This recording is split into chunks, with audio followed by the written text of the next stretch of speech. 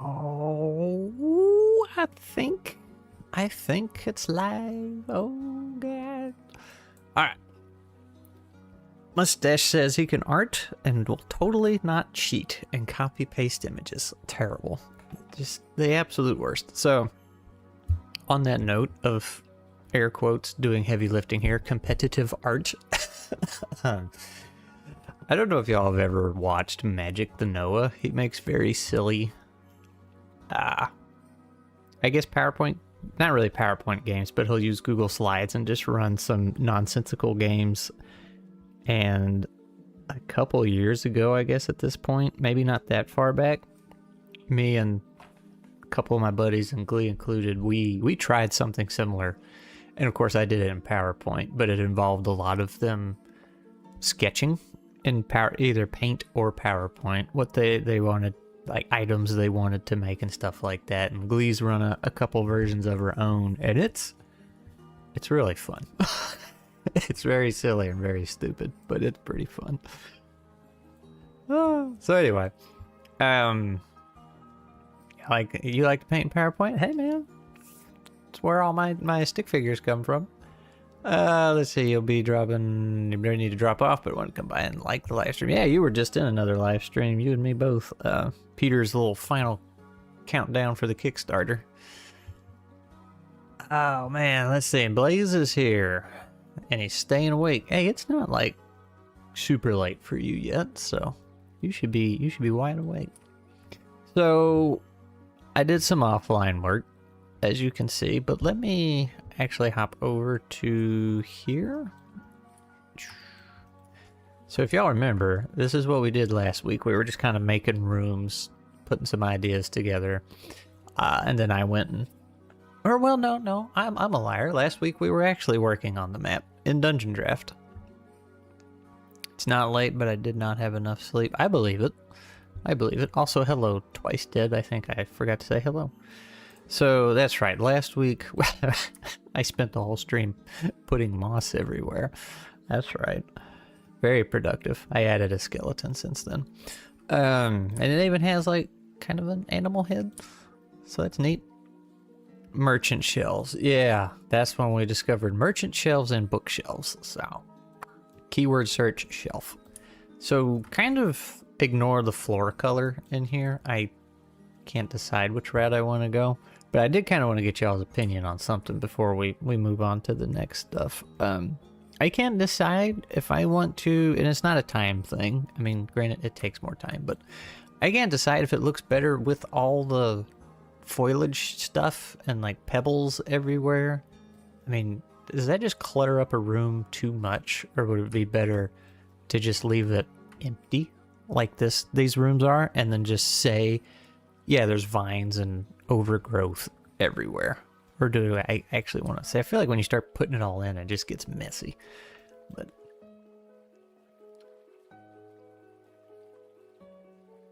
oh man, I gotta catch up on chat.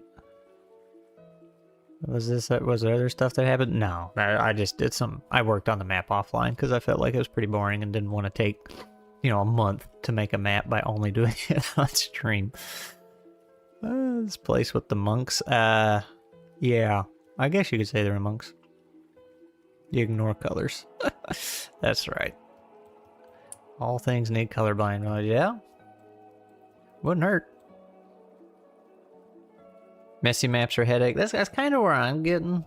Like, I enjoy putting the cracks in the floor and putting rubble everywhere, but I feel like it just kind of deters from it. So, like, I think it'd be better just to,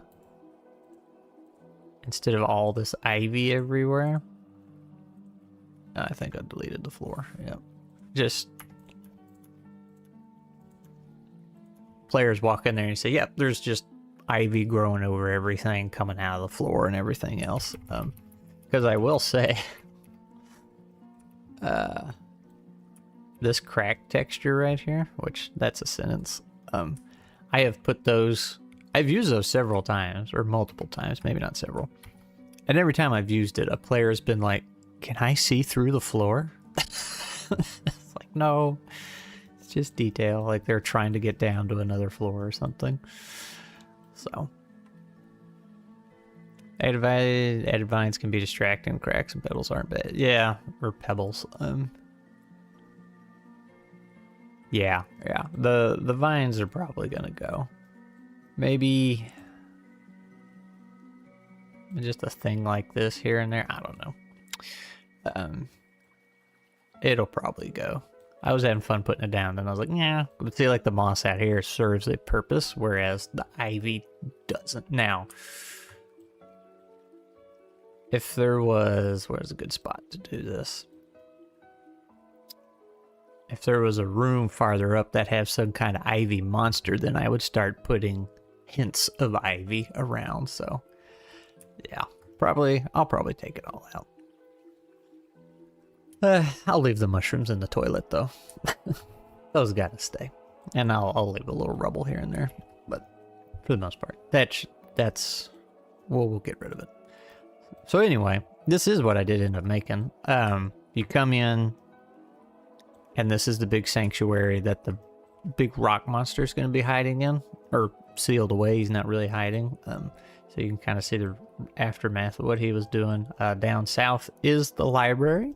It's a little chill out room, and then we have the big jar of worms, which changed a little bit as we were making the map. Swords and Stones had the idea, instead of the room, just have this big glass jar here with a fake bottom, so when the players go to grab it, like the bottom just, or it lifts up from the bottom and they all escape. Players only look for 3 things: cover, hazards, and secrets. Maybe I'm just paranoid, but I'd be poking those cracks with a 10-foot pole. Yeah, see, sometimes your cool details miss the mark. Worms. Yeah, there you go. Some gummy worms. So that's this room. And then the moss room that we worked on last time. And then I got the little hidden room with crystal over here. And then this is just a bathroom because, of course, this is just a room to get to the other room. And these are the offices we talked about that's going to have lore, not so much puzzles or anything. And then I'm still decking these rooms out over here, the kitchen and the dining hall. But there's the crystal with the oven. Oh, excuse me, if y'all remember that. And then I think during I can't remember, it was last week's stream or the one before that when we were just planning. I expect clever comments from my side. He wouldn't put it on the map if it wasn't important. Say that, and that's kind of good logic, you know, if you can train your players, like when you put something kind of out of ordinary, they're like, wait a minute. And I've had that happen in the campaigns that I ran. They were like, Scrat wouldn't put this just frivolous detail on the map if it didn't mean something. How have I been, Scrat? Well, if you want me to answer that honestly, not great, but a little down in the dumps this week. Burning out. So I think whichever week it was, we had the idea for some loot. The crystals, if you don't stick them in here immediately to open up this door, you could take them. And these little statues are holding their hands out. So if you get the crystal in one, boop, a chest appears. And I'm wondering if we could do something that's like, yep, you get a little extra chest for each one.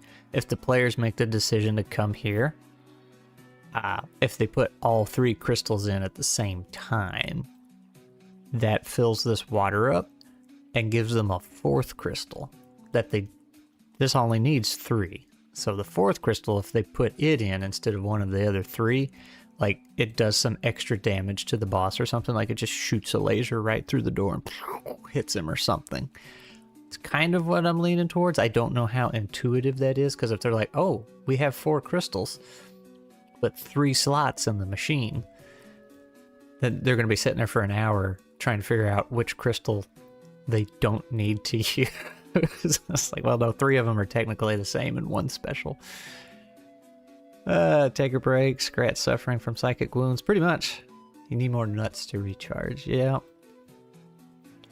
Play some more nuts. So, that's what I'm thinking we're doing with this water room. 3 crystals and the statues. Boop. fills it up and maybe like gives them a good refresher. Like it's the hot springs or whatever. It'll top them all off, and then I'll give them that extra crystal. Because remember, we do have a booby trap for the final boss here. If they don't deal with the bookworms and just leave the room, they will come into the boss fight at the end and make it harder. So this is a way, the fourth crystal is a way you can make the boss fight easier, which is something I really like doing. I like having these little optional things for the BBEG fight, depending on how they play through. Each crystal is shaped like a different type of nut. Your wounds are only physical. Yeah, what'd you do? Did I miss where you said how you hurt yourself? Also been down on your luck. Hope you get better. Yeah, he's just... You know, there was a guy a long time ago, just a random person on the internet. Oh, hello, Cat. So at a low point in life, and he said, yeah, but those low points, you just got to dig a little deeper and shine a little brighter. That, for some reason, hung with me. That was like good 10 plus years ago at this point. Been clearing land and playing lumberjack. Dehydrated. Oh, man. I used to like chopping wood. And then my back was like, no, you don't. You hate that. Anyway.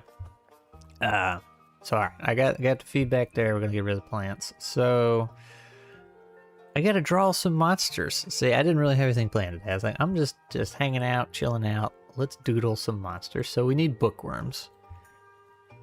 And we need the stone monster, but what else is in this dungeon to fight? Like, I feel like it's kind of empty. We got the BBG here.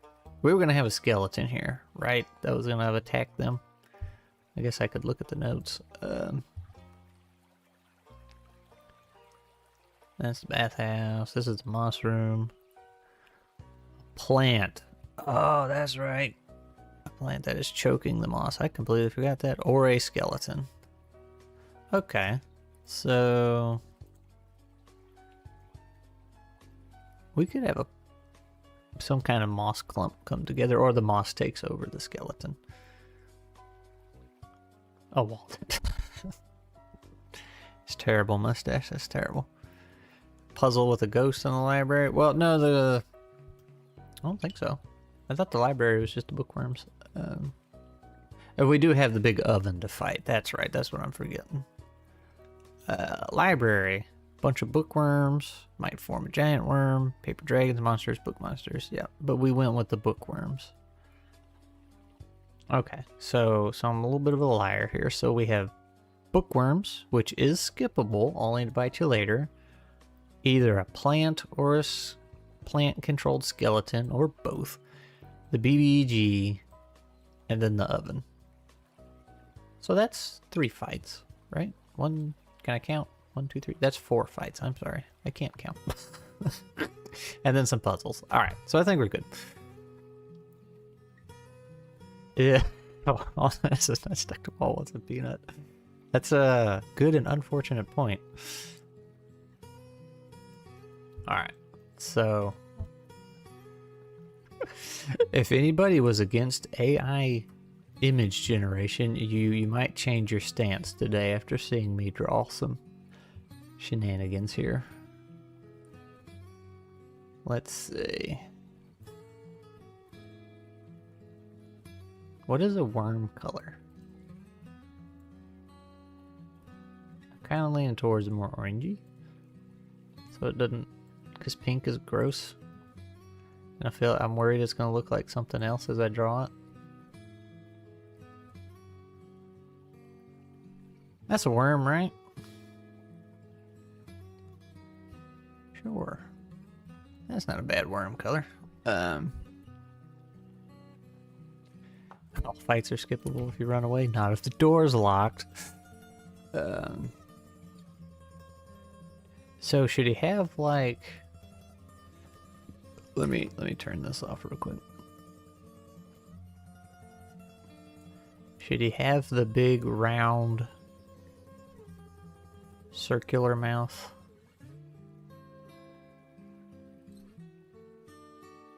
You know, the sci-fi worm mouth. Y'all get the idea. Angry eyebrows. Rawr. There's a bookworm. He's just like a paper shredder.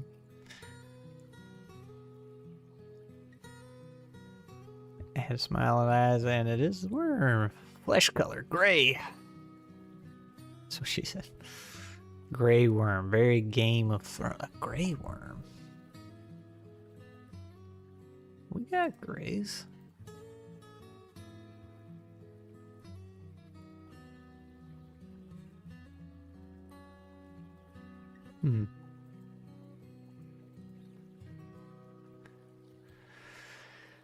I think you should adjust the color down to the worm 6 degrees to the left. Fashy. Yes. Great mustache is a color expert.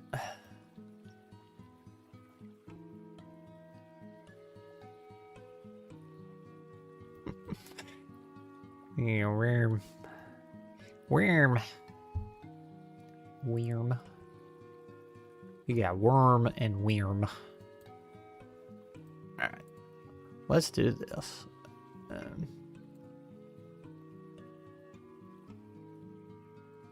Little maggoty color.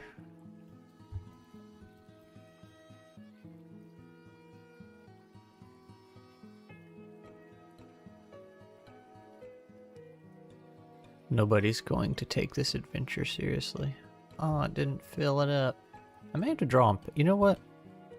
We could be... Should we try and draw in Microsoft Paint? Since I do everything in PowerPoint. Just keep the meme going. I don't even know how to use Paint.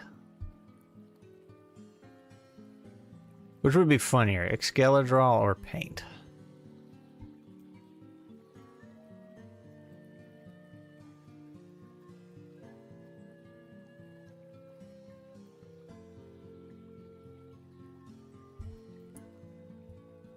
I feel like Paint might be a little funnier.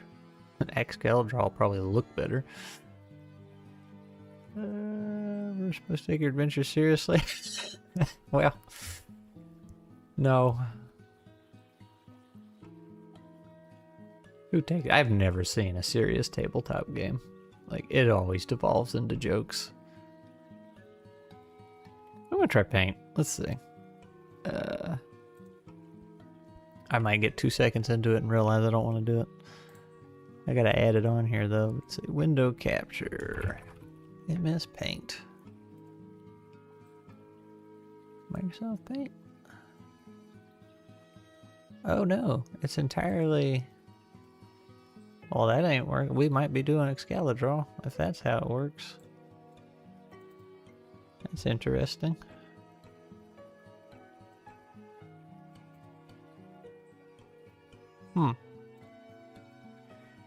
Well, that was a window capture. Can we do...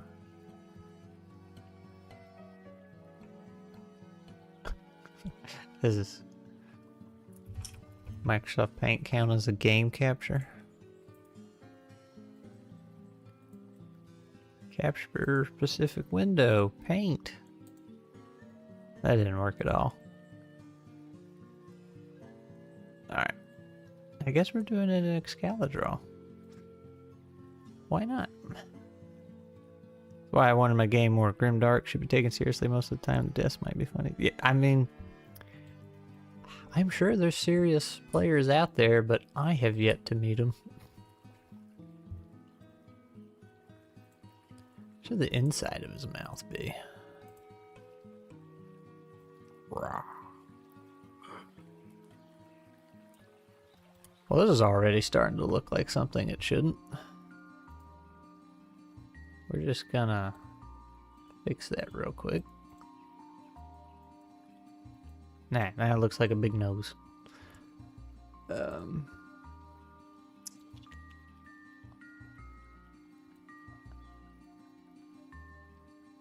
to fix that before YouTube banned me.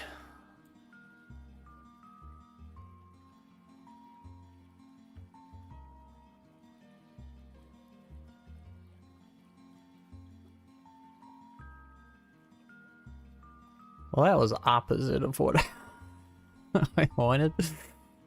That's okay though. I think we can make that color, and then we'll make that white. There we go. It seems that way with the jokey jokes. They even call it Cthulhu. There's serious moments, but they also... I mean, that's the thing. And this is why I'm like, when people try and say, oh, I want to make a story out of my ttrpg campaign, and then why we have so many modern movies and shows, like a lot of Marvel stuff, and even the Acolyte Star Wars thing that came out. Like, the lady who wrote the Acolyte said that was heavily inspired by her D&D campaigns. And it's like, yeah, the way characters act in a TTRPG game are nonsensical. Like, nobody would make those quips, and like, they're hilarious at the table. But when you try and actually make a story out of it, and make a scene, it doesn't work. It's just so unbelievable and silly.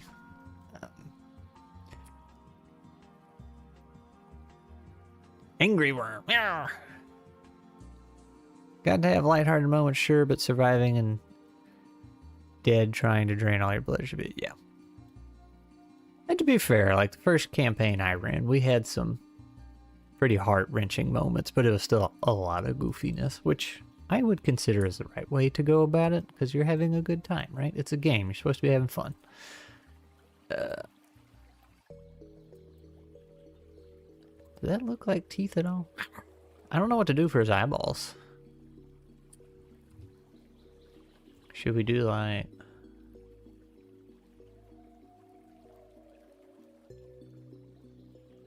something like that? Or no eyeballs? Here we go. Let's make him cross-eyed. What is that? Can you eat fun?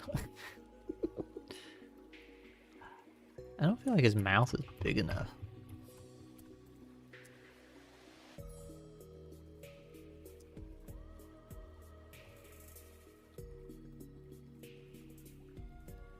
There we go. Could just be a blind bookworm, you know? Doesn't have to.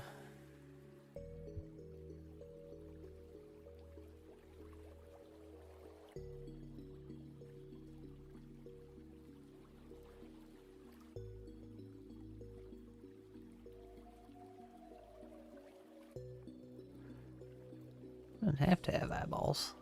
You can just be attracted to the smell.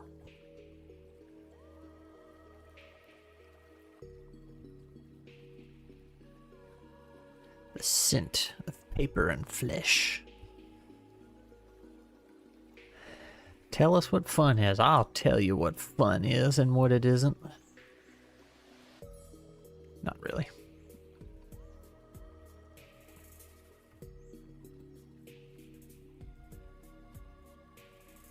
Y'all know how I feel about gatekeepers.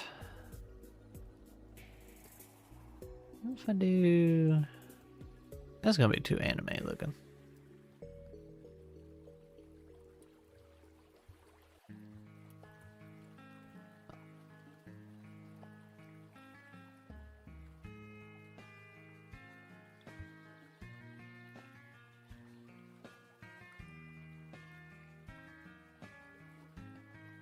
Too dorky looking.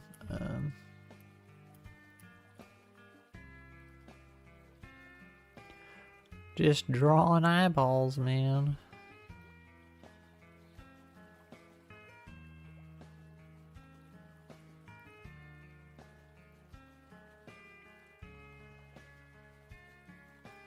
Give him blue eyes.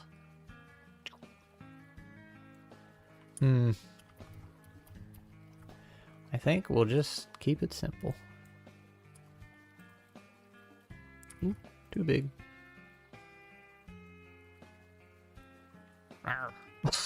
There we go. Scrat art. Can't be too detailed. This is the name of my final form. The campaigns with Aldred the Grim and Beldia the Grail champion became Monty Python. Not much of a gatekeeper, but the minimal barred entries, having played a game before. For what? Running a campaign or joining a campaign or having fun? Because how are you gonna? How can you have the requirement of having to play a game when? How you supposed to play a game? Dildo balls, Frodo. Oh my goodness! All right. Well, there's a worm. How do we? That's duplicate. There's group. He's a worm. Do we need to put him in a book?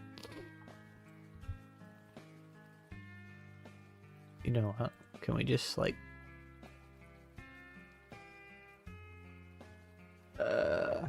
brain farting here? Well, Blaze, I was wondering if I should put the bookworm in a book, because the books are what are going to be attacking everybody. Because the worms scatter, and they get in the books, and the books start trying to attack. I think that was the idea. So we could. What's a good book color?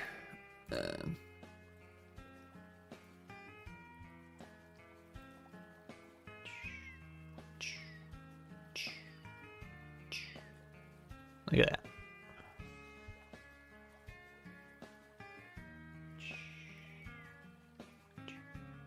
Yeah, I gotta go back. Oh, it didn't fill in. Why didn't it fill in?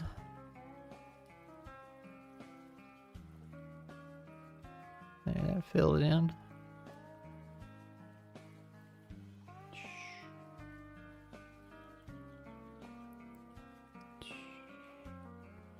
I am totally using Excalidraw as intended.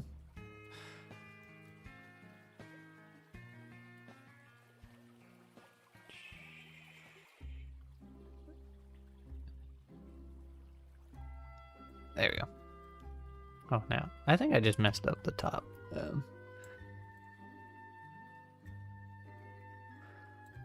I'm being honest. Let me try.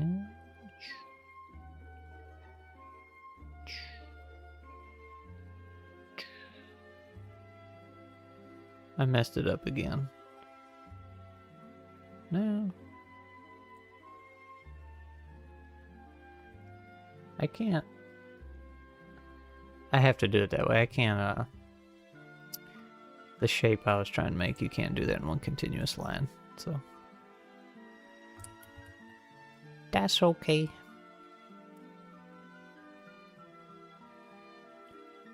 That's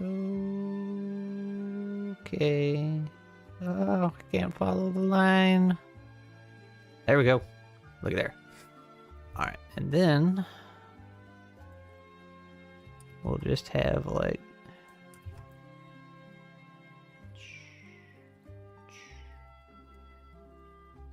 those are pages, right?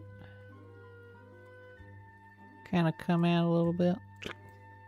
Yeah. That's totally pages. I am great artiste. See you, Glenn. Looks like ice cream sandwich. When you find a book on worms, every day is a good day when you paint. Bob Ross, that's right. Yeah, I could also go for an ice cream sandwich, mage.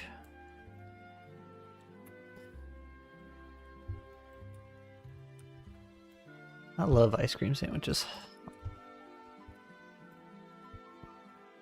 So can I like be lazy here?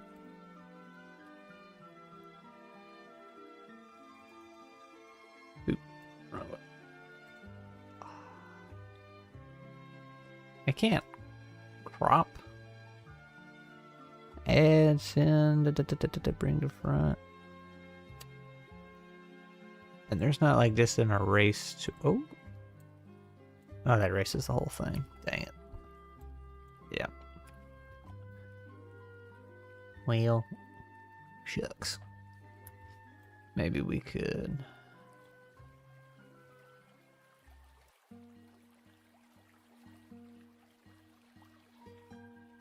Could just do it like that.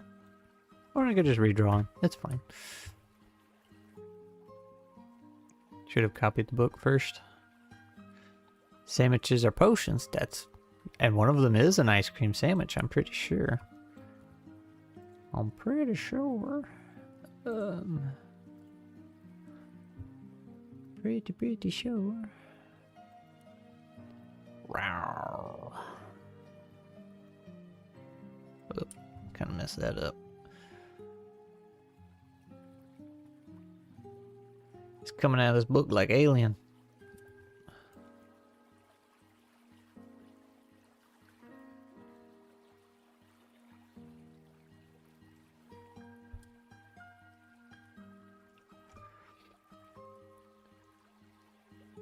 Oh, we did white.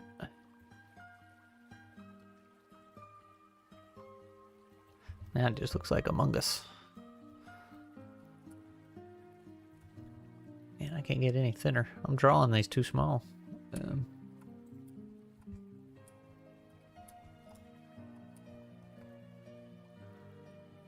Oh, I want that color.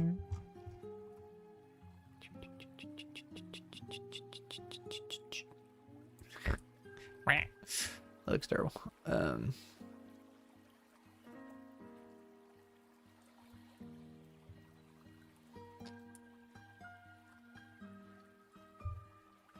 Give me white again, I think.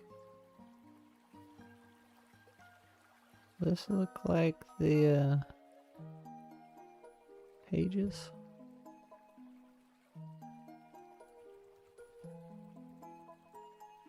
Oh, I'm not anything selected. Whoop. Not quite, but maybe a little bit. It's something. Bust out of there. Gets messy really fast on a warm day. It does. Ice cream sandwich. Oh yeah.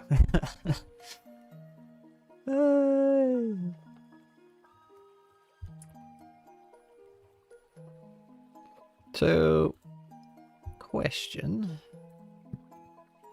If I do this, will the outline? Yeah, it'll still get super thick outline. Alright. Never mind.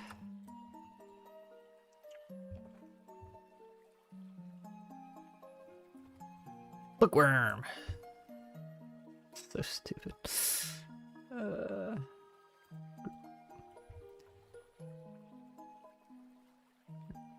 Alright, so now we need... I don't know how to draw a skeleton. I still don't know if I want a skeleton or a plant monster. I can draw a rock monster though. Question is, should he just be a big rock with like little legs and arms? Or should he be more like head, big boulder torso, and then a bunch of rocks?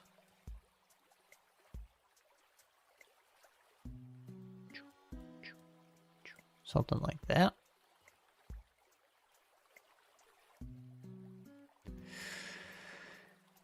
And if he had 3 legs, well, there's a joke to be made somewhere in there about 3 legs, but I guess you could do that.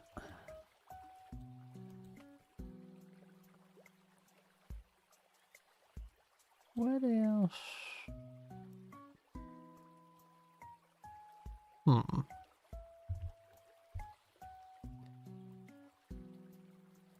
Ah.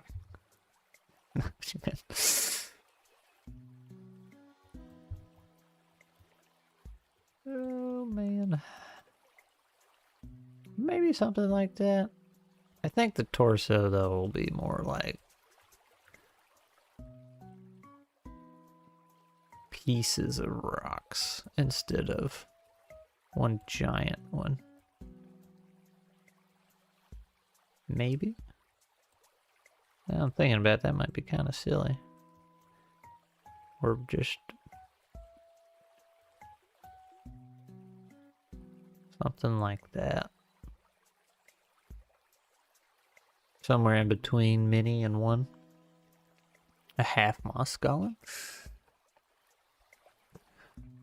Make him look more unnat. That's a good point, Blaze. That is a good point.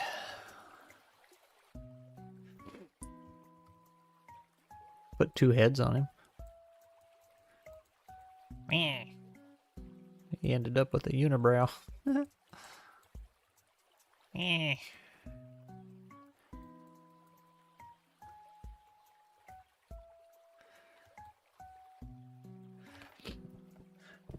Actually kind of cool.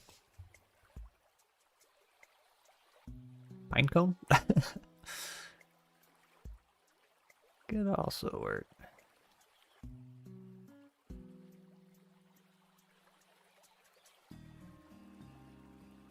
I had to look at some. Let me find a reference here. Stone Golem. Oh, not 5e specifically. Silly autofill.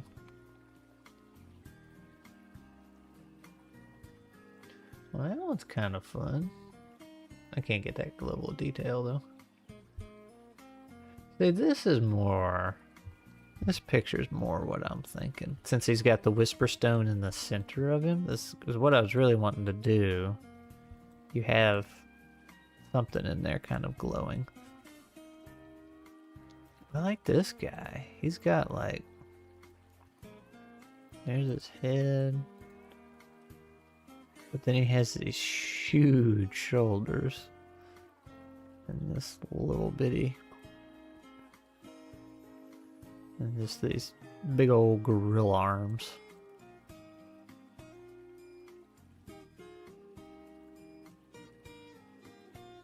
That actually looked kind of neat.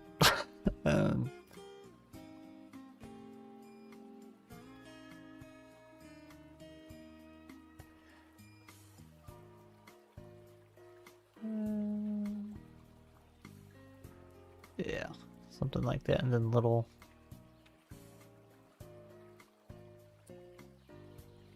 leggies and square boots.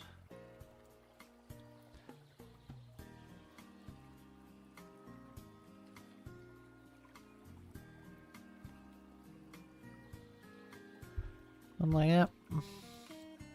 This one head that lies and one head that is happy. I dig the big hands and wrists and just square feet, but this body ain't looking right.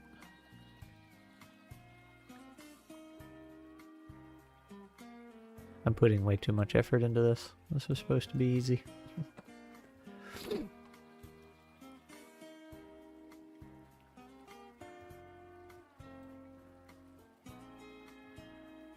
If he had a square head, then he's just a robot. Monkey, yeah. You know, like real big hands. Like, here's your... How do I do this?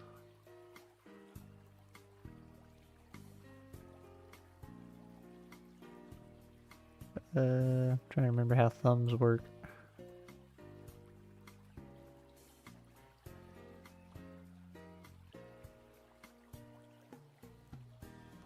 Right. Big hands.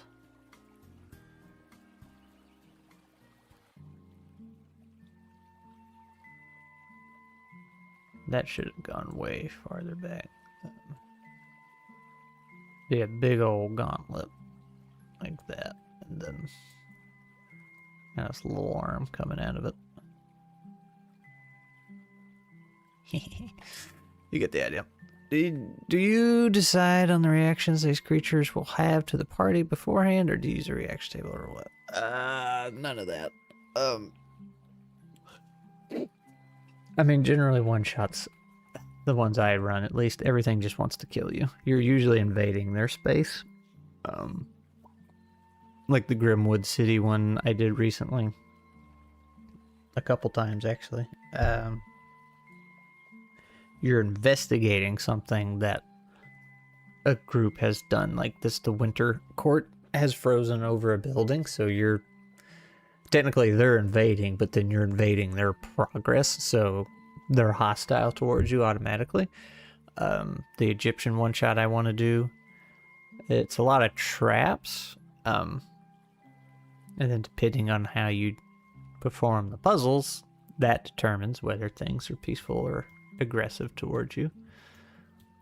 I'm trying to think of other ones I've done. The TFE one we did in Nuts. You were riding a train that was intentionally derailed, and you were derailed in a swamp, but so the bandits that derailed the train were trying to kill you, and then the monsters in the swamp were just hungry and wanted to eat you. So it's usually my go-to way. Campaign's obviously a little different, but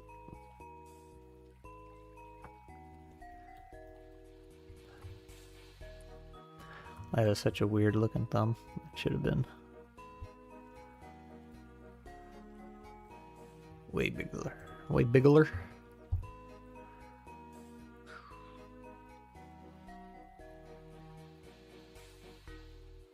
That might be a little too big. I'm not even going to use this, so I'm not sure what I'm doing here. What about the reactions to each other? Will the golem fight the worms, for example? Oh. He would probably, if the worms came in, because the players just ran, if the golem had any sweeping attacks, area of effect stuff, then yeah, that would hurt the worms too, if the worms are like all over the players. So they would get caught in each other's crossfire, but the worms would not attack the golem because he's just made out of rock. The worms want flesh and books, apparently. I've never really, I'm not going to say I'm not a fan of it. I have never found the need and really haven't seen it that much. Like roll tables for NPC reactions and stuff. I've never really felt like I needed that. The only one I could see myself using is just rolling a die real quick to see if the monster gives up and wants to run away. But you also got to think, like, this is not a video game, but it is a game. It might make sense for something to run away, but is that fun for the players? Maybe get them skeletons shooting each other in Minecraft.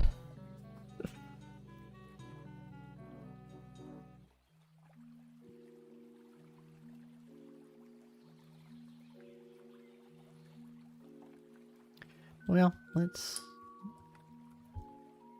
Excuse me. Start drawing a dude.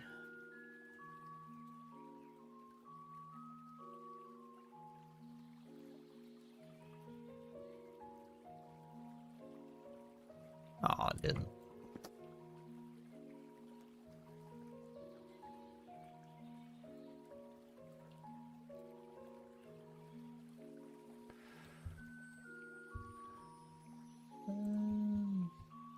Well. Oh, this guy's got like floating pieces of rock.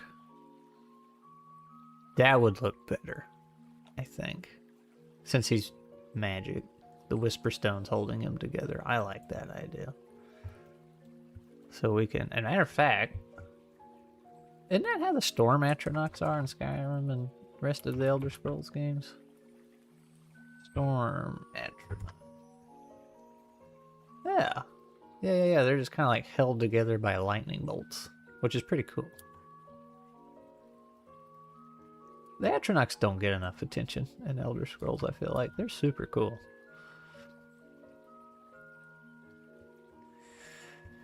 Alright, let's do that. A morale check, that's fair. Yeah, like, and I've never done that, but that's... I think it was Adventurous had a little quick roll thing you could do for that. And I know there's that argument that, like, animals will typically run if their life's in danger. It's like, yeah, makes sense, but again, game. Is it satisfying when the animal just gets away, the thing you're fighting?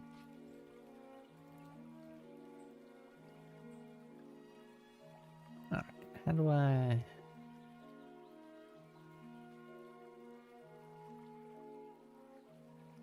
So this can be a piece. I have a vision. That's a lie. I don't have any kind of vision. I'm just slowly starting to see something, maybe. That's the thing, like, I could probably be okay at drawing if I could actually have some kind of vision of what I want to make. I have a dragon, monster, and goblin all in the same abandoned mine. I'm rolling to see how they all react to each other. Dragon might like the goblins and hate the monster and love dragon. But see, maybe this is just the way I build things. Like, that's usually... Oh, gosh, my back hurts. Already established. Like, I know how the dragon feels about this or the goblins feel about that. Like, that has already been set in place. But I guess if you're just working on making something and you just feel like we're shaking things up, obviously, rolling some dice would be the way to go.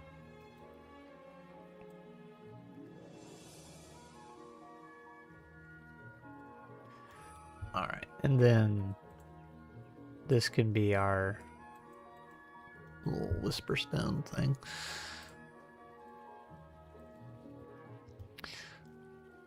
I might have made him too big.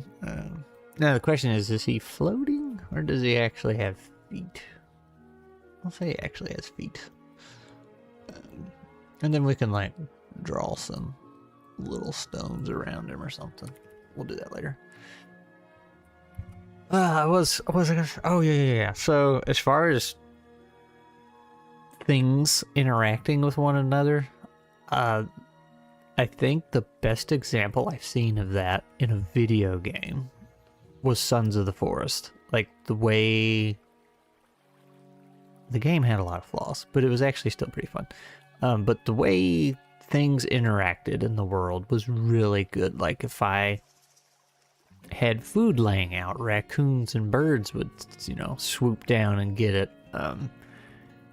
When you killed stuff and the bodies were out there, like, creatures would come by and get it. The wildlife was really good. Just, they weren't complex by any means, but like the little things they did made it feel very alive.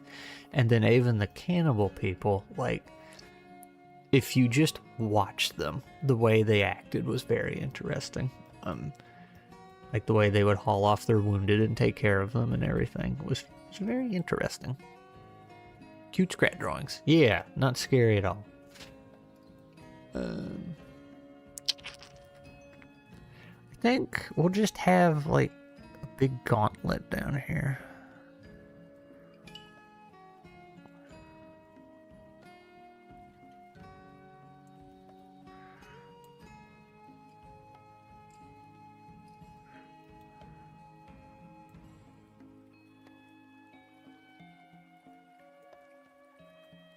They look like beans.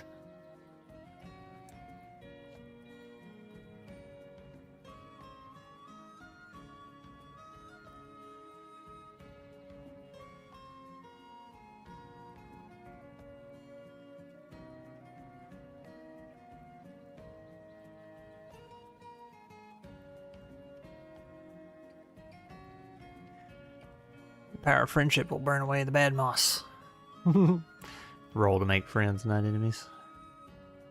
If you leave the dead bandit's bodies long enough, they'll rise as undead. Yeah.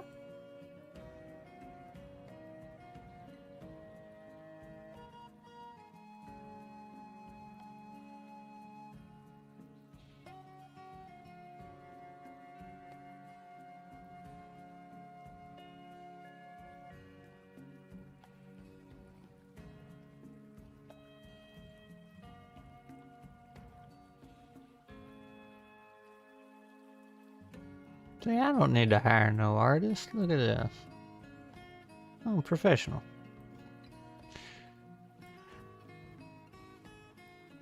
Man, I don't like those at all. Not beefy enough. Hey, speaking of artists, so I have a call with one in 3 hours about a squirrel. We gotta talk about his contract a little bit. And get him some money, because he did give me some sample stuff, and it was really, really cool. You know what? Over here bragging about my art skills, and now I can't draw my fingers again. Well,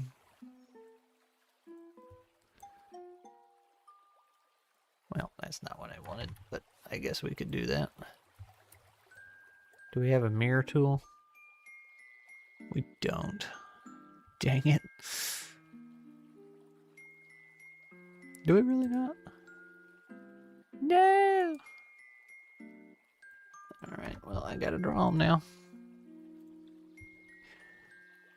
Nice boulders. Thanks, man. Also, I just realized I am a shade too light. Gotta see a guy about a squirrel. I am using a mouse. You know what's even better than that? One of my monitors that I have up here, that you guys are on actually, is a tablet I could be drawing on.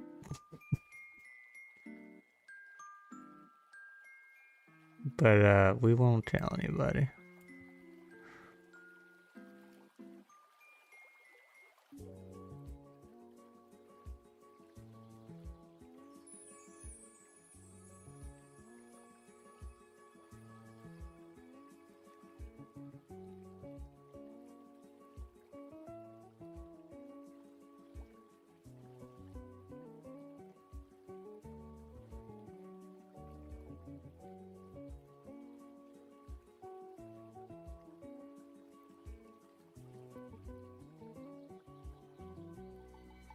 That's how I do all my drawings for my videos, man. Mouse and PowerPoint.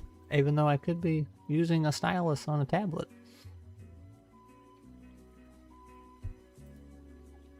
Just to show the people they don't need fancy equipment.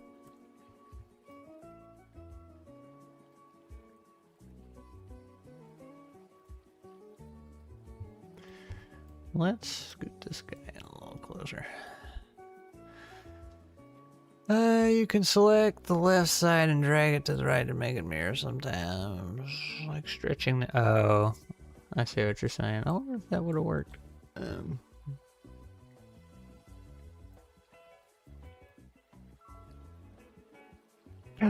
That would have worked. We could have just... Dang it.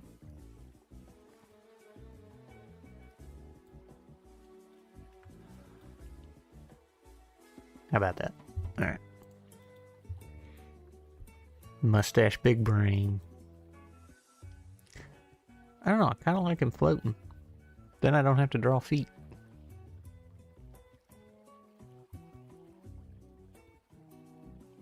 I don't know what the feet would look like anyway. Get some like Mega Man feet going on here.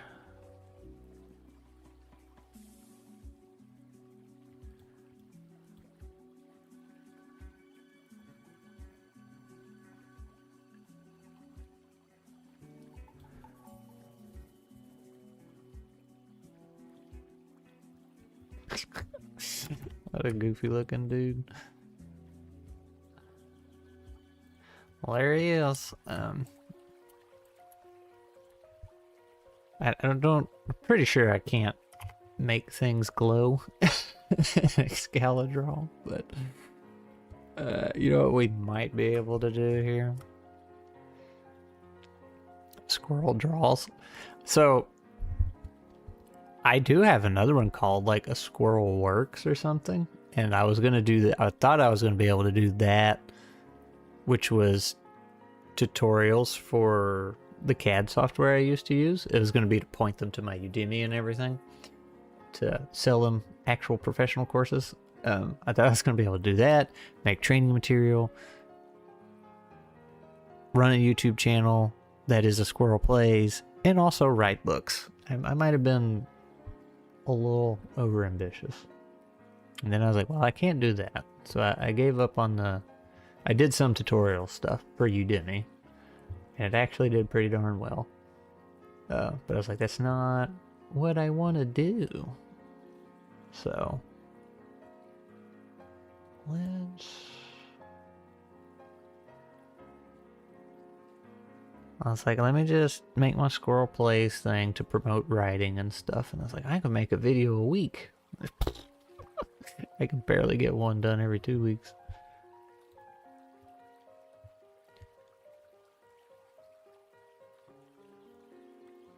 What if we just have like some... Oh, you can't see that at all. Ugh. Alright.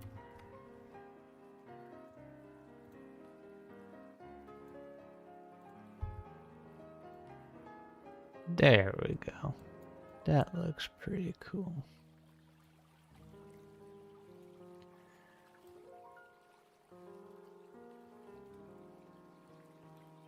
A little whisper stone in there.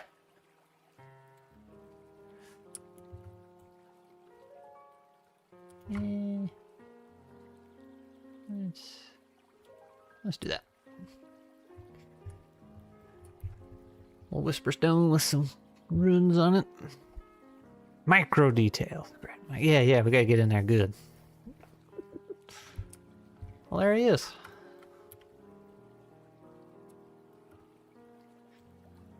Alright, so...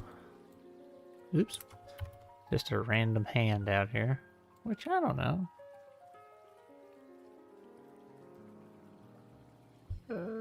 We have... He's modular.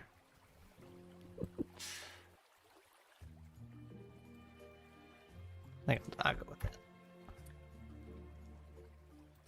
Ooh, you know what might help? If we did... Yeah, that way it sticks out a little more. Alright. I like that. I can get behind it.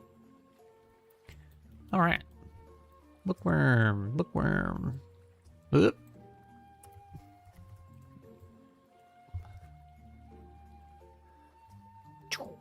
So, do we want... Oh, we still got a rabbit oven to make, too. That's a thing. That's gonna be... What's a medieval oven look like? Let's see. Medieval oven.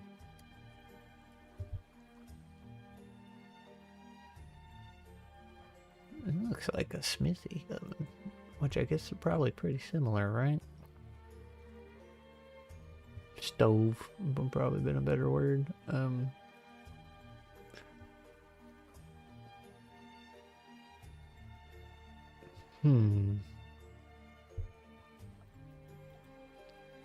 Do we want something like wood goes in here, wood, and then you have a little, that's where your fire is, and then just kind of a hot surface over here.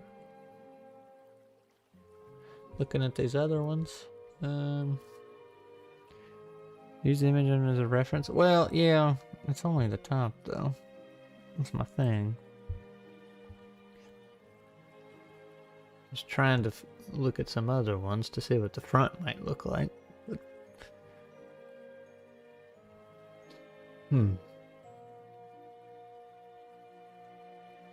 Because it just looks like it would be... And then it just had hot surfaces on it. So I guess a whee thing like that. And then your fire's in there. Ooh, look at that fire. I was hoping for some like little pipes or something to come off of it.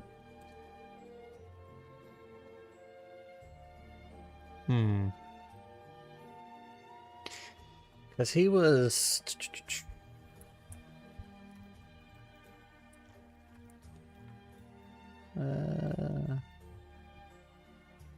Oven comes to life, shakes the room, knocks over large stuff.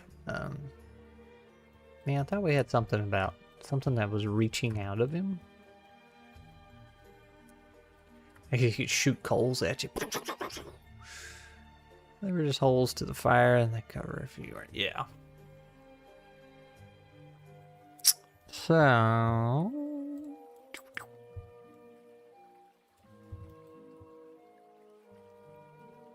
could shoot stuff out of here.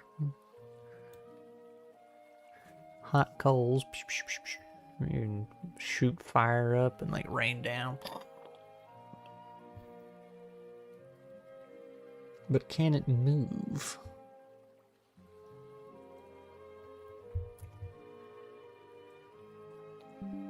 Can it move?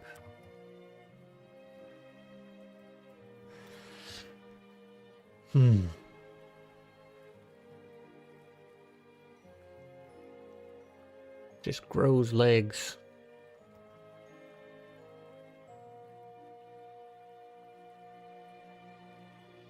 Could be like the piano from Mario 64. Just kind of hobbles around. Which might be why stuff falls over.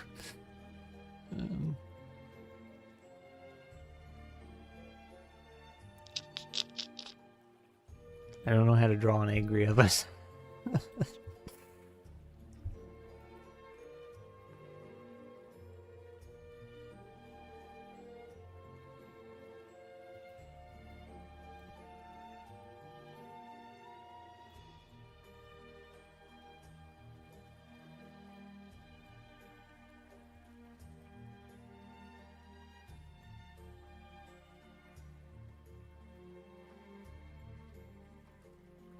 That don't look right.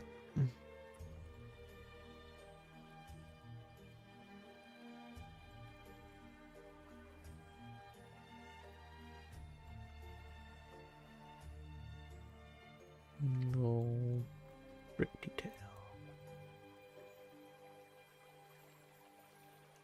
So, already messed up. Oh, that is not how the... Alright, the lasso thing does not work like I think it does. Like, it just has to touch, not actually encase.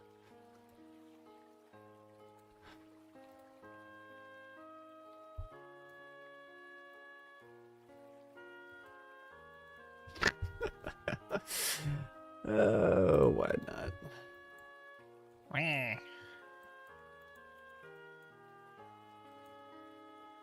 I missed. Quit messing up. Ah, I'm trying my best. Hey, look at there. And then he can just blow fire.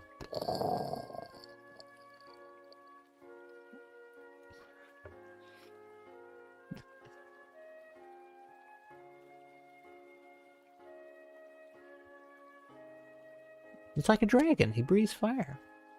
Something... I don't know what to do here. Can like fire just shoot up and maybe he breathes fire and then he ejects angry or hot coals through the top. Both are area of effects, but one like lingers on the terrain.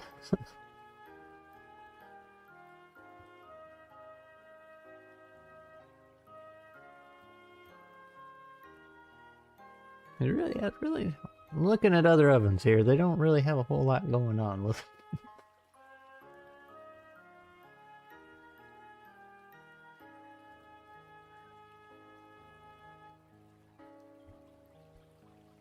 That's okay, fire breathing, and then they can just like bowl you over.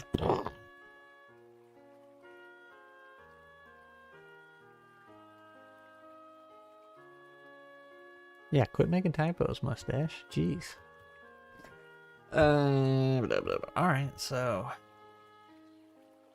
do I just use that drawing?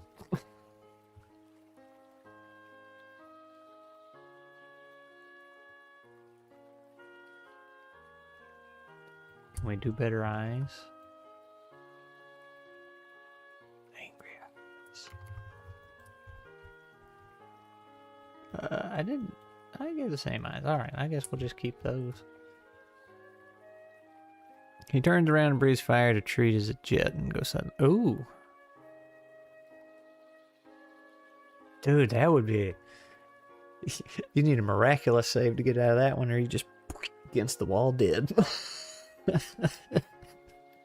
But it like crumbles him in the process. It's his dying move. I actually kind of like that. Alright, so let's try and draw him a little better. Guess we'll just stick with the gray. Oops.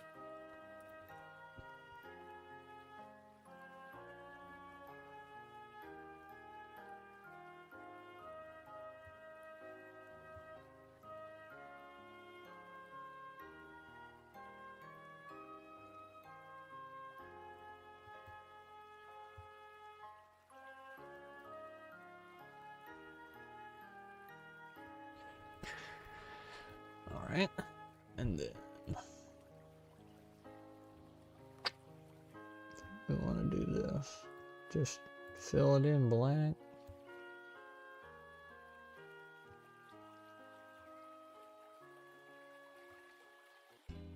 Oh, look right.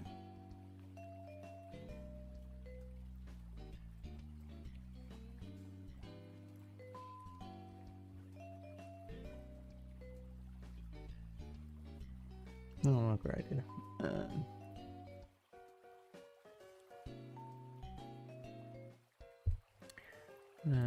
Tell you why I'm making this hard on myself.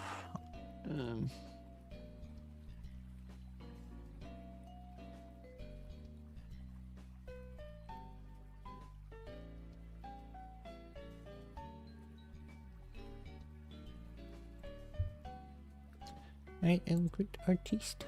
If I make those the same color, yeah, then we run into that problem.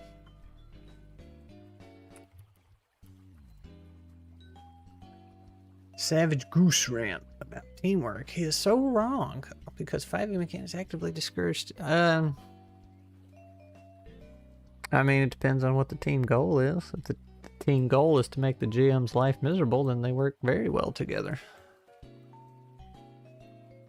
I don't know what I'm doing here.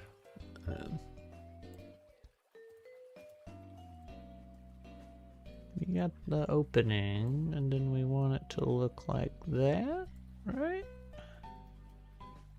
So I need... Oh, I know. I'm getting my colors backwards. Getting my colors backwards.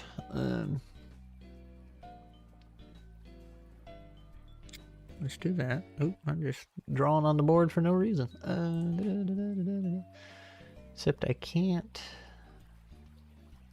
It's gonna be hard because I can't see.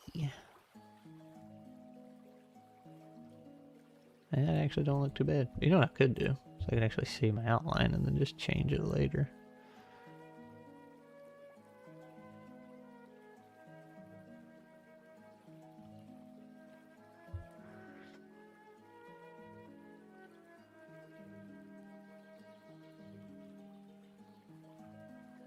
I'm gonna end up on some artist stream and they're gonna be laughing at me. They're either gonna be laughing at me or they're gonna be like, look at this guy making art. He's terrible at it, but he's having a good time and using all the wrong tools. But you know what? He's happy. From the turn order, spreading the characters all over the place, to abilities bonus not syncing, and low dice rolls making teamwork pointless. Doing everything in PowerPoint, Excalidraw, and BTT. So, well, yeah, you were in that game when Foundry wasn't working. I don't know if I've ever brought this up before. I mean, I hate Roll20. It's terrible in multiple ways, but one feature, the first campaign I ran was in Roll20, and one feature that I liked was, since I wasn't paying for Roll20, we didn't have the actual dynamic vision, so I had to draw out the rooms I wanted them to see. I liked that because that kept people together instead of just, oh, I'm gonna go off and explore this, and you know, because they had to wait for me to reveal a room. And I found that, yeah, that kept people closer together, kept the party tighter, and just made things flow a little easier, versus we got over to Foundry and people could just, you know, had all the fancy dynamic vision. And it also helped me keep things hidden that I didn't want to see, because dynamic vision just revealed everything unless you wanted to mess with the vision range, which I don't feel like is very fun. All that to say, when we had to go play an Excalidraw in our game, I preferred that over Foundry. Minus the lack of dice on screen. That's all I missed. Was the dice. If we could put dice in Foundry, or I mean in Excalidraw, we would be using Excalidraw. I guess the music wasn't. I didn't have it either, but I liked having the map and just the black squares that I drew over it and say, all right, you're in this room, and then take away that square. Plus, it was just much smoother and easier, and then being able to just very quickly draw on the board like this, man. Like I had my, I was counting hits on the bad guys, and it's like, yep, he's dead. So I liked it. I liked it a lot better. Just less fancy gadgets, but I don't.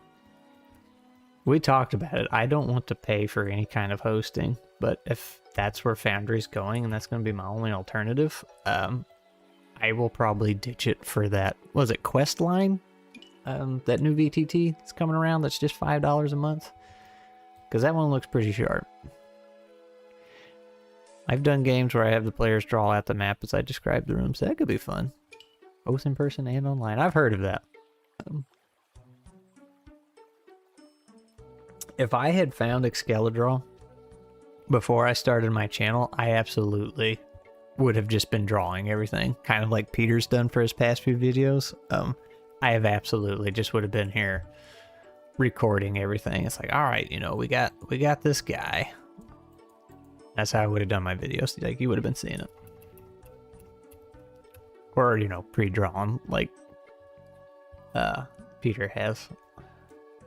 And just drag them in there. So Questline has a lot of potential and looks promising. So yeah, it's watching that stream, it looks super solid. And like I said, $5 a month is pretty hard to beat, especially when just the GM has to get it. Like, if you have a regular crew you're playing with, everybody pitches in $1 a month.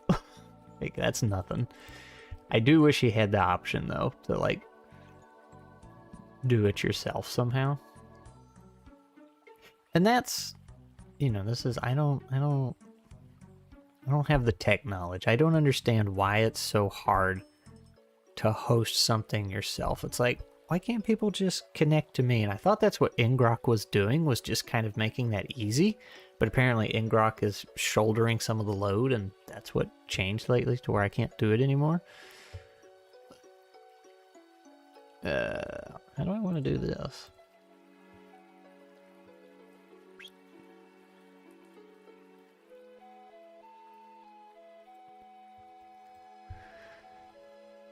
Speaking of games, we were going to try and have my run that... we're going to try and have my run that Kobolds from Space Game this... Oh, this month? Oh, that's right, because you're scooting. Yeah. So, is that just an adventure, or is that meant to be... Because I, like, very quickly opened it up, and it looked neat the way it was laid out. Is it supposed to be run in something specific, like 5e, or is it whatever you want to put it in?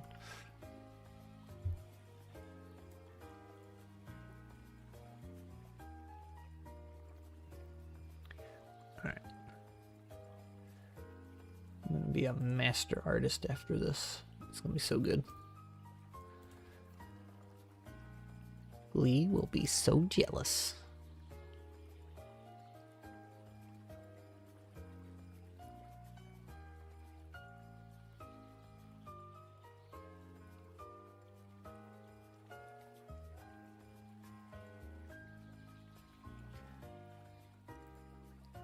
I forgot my name. You gotta select it.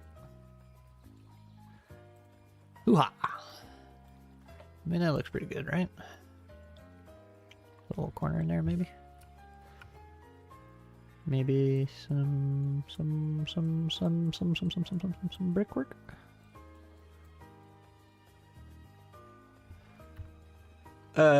It's its own thing. Yeah, what were you wanting to run it in? Oh, no, I'm sorry, I read that wrong. It uses D6. Okay, yeah, for sure. Let's do it. Let me do a little quick calendar check. You got specific days? You want to do a weekend or just a random day? because October, we're in October, right? Which is wild. Every Saturday except the 11th seems to be open. And the 11th is Planar Crossroads, so technically if we just play before 8 o'clock our time, because I've done that before. It's a very long day, but I'm usually fairly open to what works best, so either. Okay, well, so Saturdays, like I said, Saturdays are open, and technically like, all the Fridays are open too, I think. Dinner, masked pause.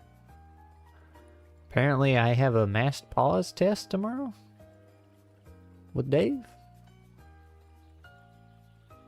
I didn't know that.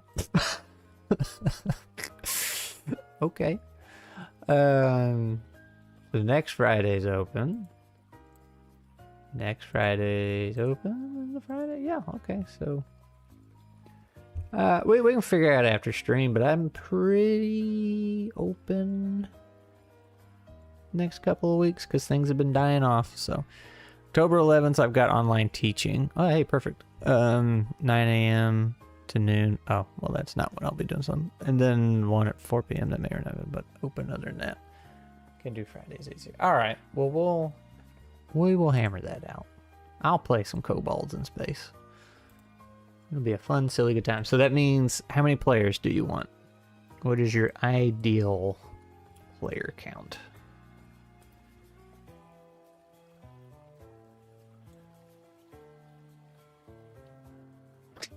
So stupid.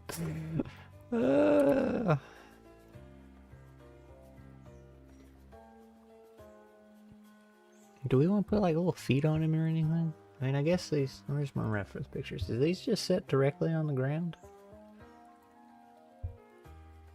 They have a little bit of a base to them, but for the most part, yeah, they just on the ground, which makes sense. You know, it's not something you're gonna move around.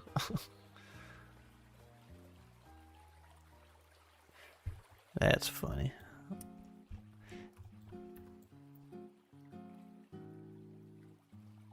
Put the crystal inside of him.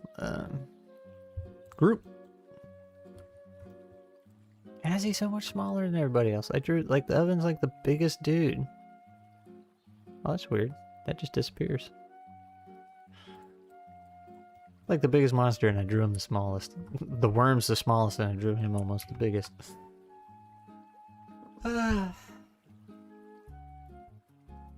Yeah, kobolds in space. Alright, so that brings us down to...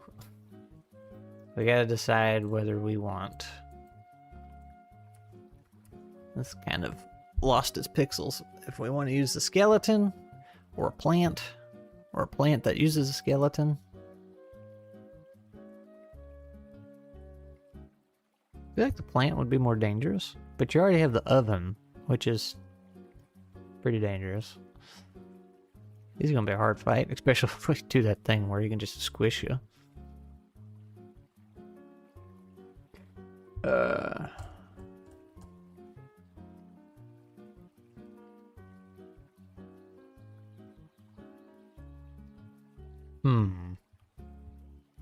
I don't know.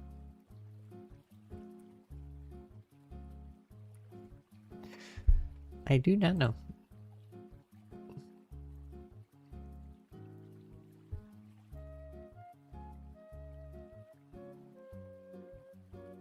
It didn't work.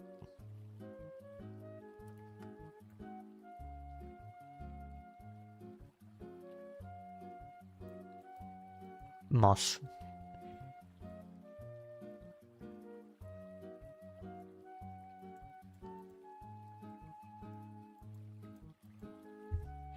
Gonna get you. I think you can easily play with up to 5 players. There's high chances of PCs dying. Oh no, in the session, and then you get another one next mission type thing. I'll tell you more offline. All right. I'm gonna say because depending on who, availability of others, that might limit when we get to play. Dave is off Fridays and Saturdays regularly. I'm pretty sure. So that's one. Maybe we can nab Zaxania. She's fun. We'll find some people. Excuse me.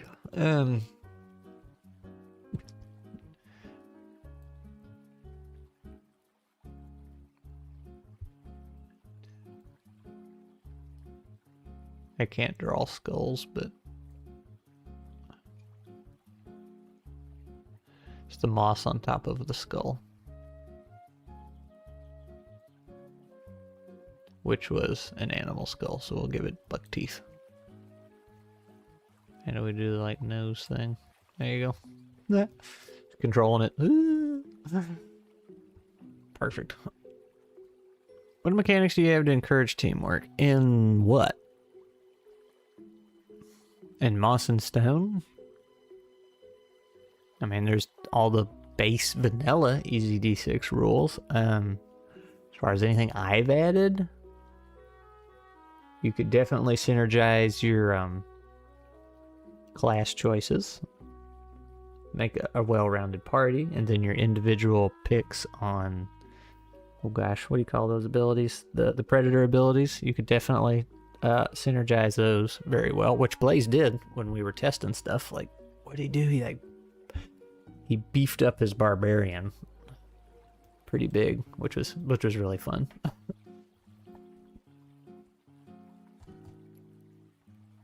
I mean, so this is one of those things, Austin. We've talked before, like on streams and maybe videos, and definitely in the Discord. This conversation has happened. As far as trying to make rules that, you know, encourage teamwork or force teamwork was more of the conversation. Things that force teamwork or force players and GMs to get along. That is a wasted effort because that's dependent on the person. Like, they have to want to be nice to each other. They have to want to play as a team. They have to want to get along with the GM. If you have somebody at your table that's not doing that, and that's a problem, no rule will fix that. It's just the best thing to do is get rid of them, or you get rid of yourself and go find a new table. Now, that said, there are obviously mechanics you can add in that encourage teamwork. You know, older MMOs were like that. You know, everybody had to play their role in the party. And somebody who has more tabletop experience can correct me if I'm wrong, but I think older TTRPGs were the same way. Like, you had to... Your survival had much higher chances if you had a more well-rounded party. And I know in video games, I was just talking to somebody recently about this. Video games have drifted away from that. Each player gets a role and trying to give each player the ability to self-sustain. Like, oh, no, I'm a tank, but I can also heal. I'm the DPS, but I also have this little heal. You know, just kind of trying to make everybody well-rounded and do everything. Which I don't think is as fun, but I see the logic. But that gets into the argument of people trying to make team-based games and sell it to a crowd that is not team players. See Overwatch. What's up, Dut?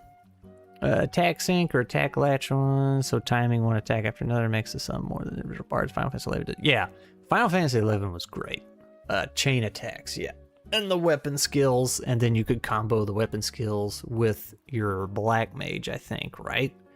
I can't remember. Was it you had two melee weapon skills that would combo, and then when they did their boom thing, the black mage had to time their spell, or did you time that on the spell? I can't remember which way it went. But yeah, that was super fun. And that was on top of just, you know, all right, we have to have the white mage and they have to do this. The paladin or the tank, whatever, has to do their thing, and the DPS have to do this in this order. Final Fantasy 11 was great. It was a heck of a grind, but it was super fun.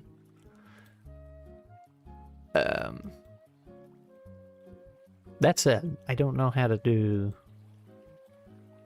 this moss monster thing. Do we want a giant plant with vines going everywhere? Ew.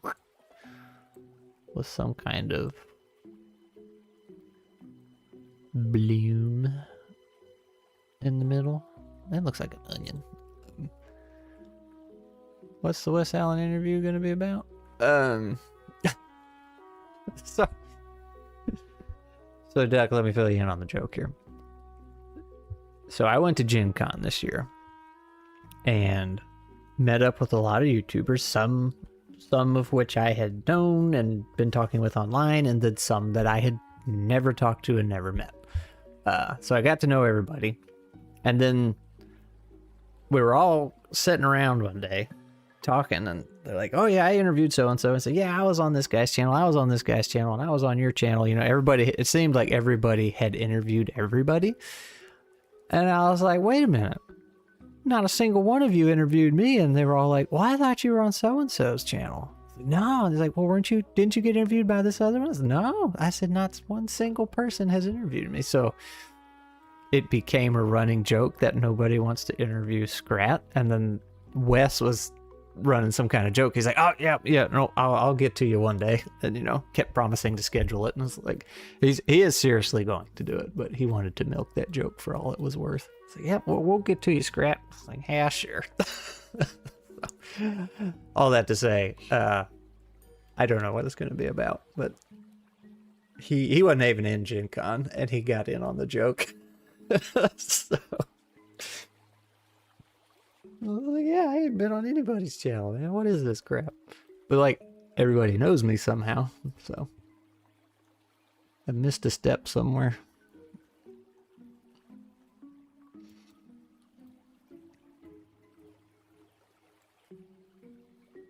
It was funny, Blaze. Yeah, you just randomly messaged me. Was it yesterday? About something potentially, and then immediately after that, Wes was like asking when to actually get a time down for us to do an interview. Oh, now everybody wants one.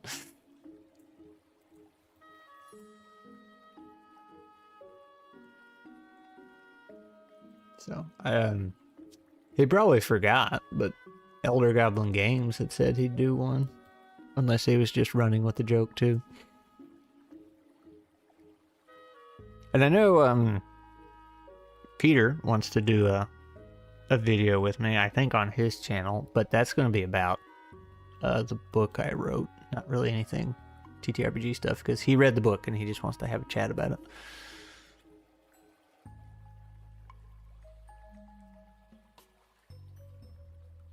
Ignoring classes, you only have damage dealer, guardian, and support roles. Basically, I guess. I guess everybody falls into one of those, don't they? Red mages in Final Fantasy XI were super cool. That utility role was very interesting. You want to be cool enough for an interview? I mean, I had you on the channel. We talked about your project. Did a little live stream. We did 2 of them, actually.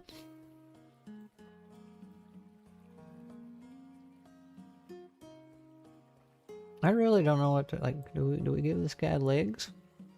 Because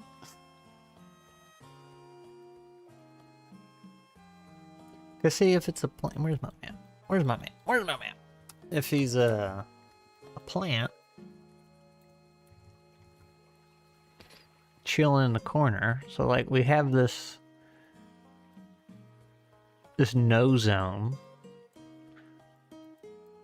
that the fountain's making.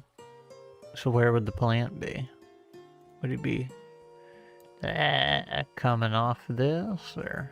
I think we're gonna have to go with the skeleton, which is super unfortunate because I don't know how to draw bones or anything like that. Oh, that'd be cool. Like if the players figure it out and they just draw the skeleton over here and it falls apart. Oh, that might actually be the solution to the puzzle. The skeleton will just keep getting back up. Ooh, I like that. You're just being a dork. Oh, why are you being a dork? Quit being a dork, man. Alright. I don't know how to draw a skeleton. Let's see. Where's Dungeon Draft?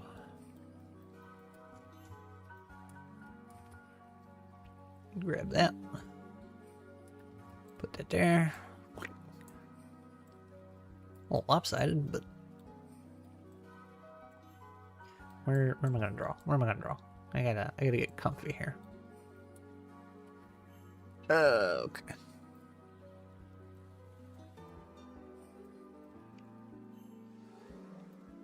What's that look like?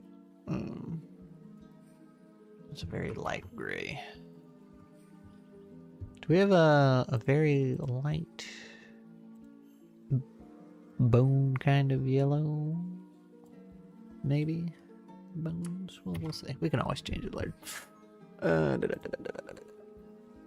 Stated the fact already, but teamwork is useless when the whole party rolls poorly and can't even hit a So, that was one of my bigger gripes with D&D. And it happened in Pathfinder too, the campaign we just wrapped up. You can just whiff and whiff and whiff and whiff, and it's like, okay, this fight has gotten really boring. Like, both sides can be whiffing. You just can't hit anything, and it's so boring. Whereas in something like EZD6, if you whiff, or even in Nuts, it's the same mechanic. If you whiff, you get something in return that will make your next attack less likely to whiff. So,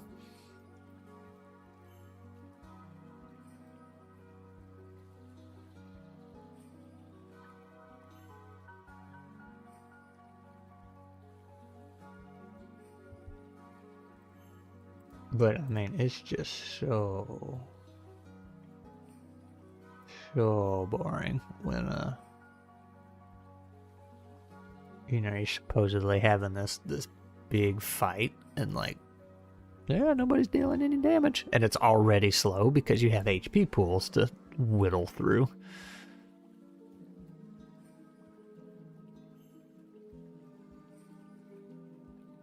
Technically that needs to be recessed, but it's all right.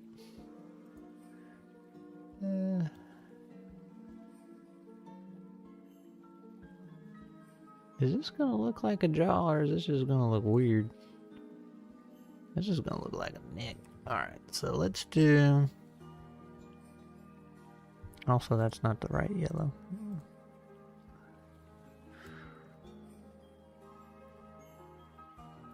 Oh, that didn't work.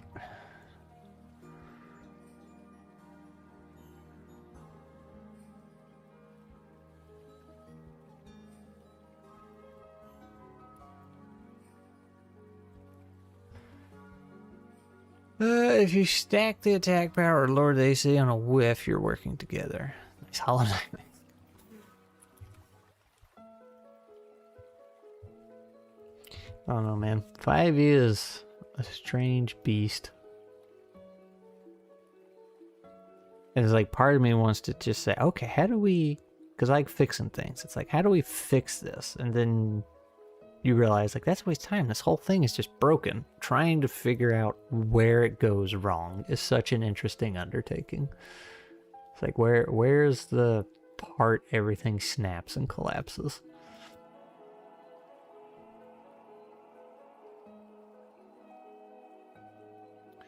I don't know what I'm doing here.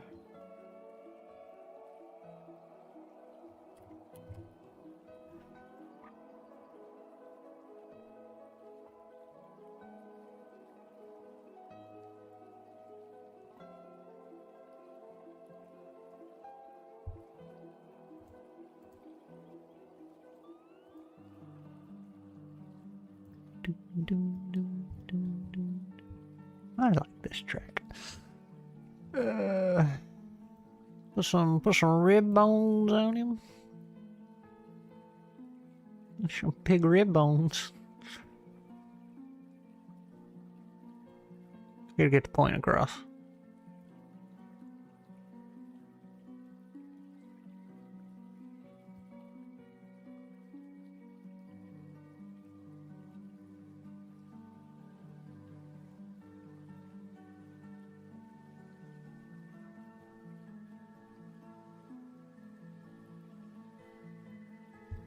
Alright, we're gonna do some finagling here.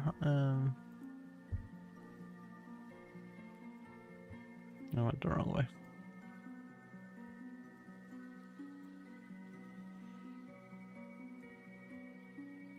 computer art. Makes me the artist I ain't. What's that grinder and paint make me the welder I ain't? Oh boy. Similar vibes. That needs to come up one. There we go. Oh, that needs to... I didn't need to go up that much. There we go.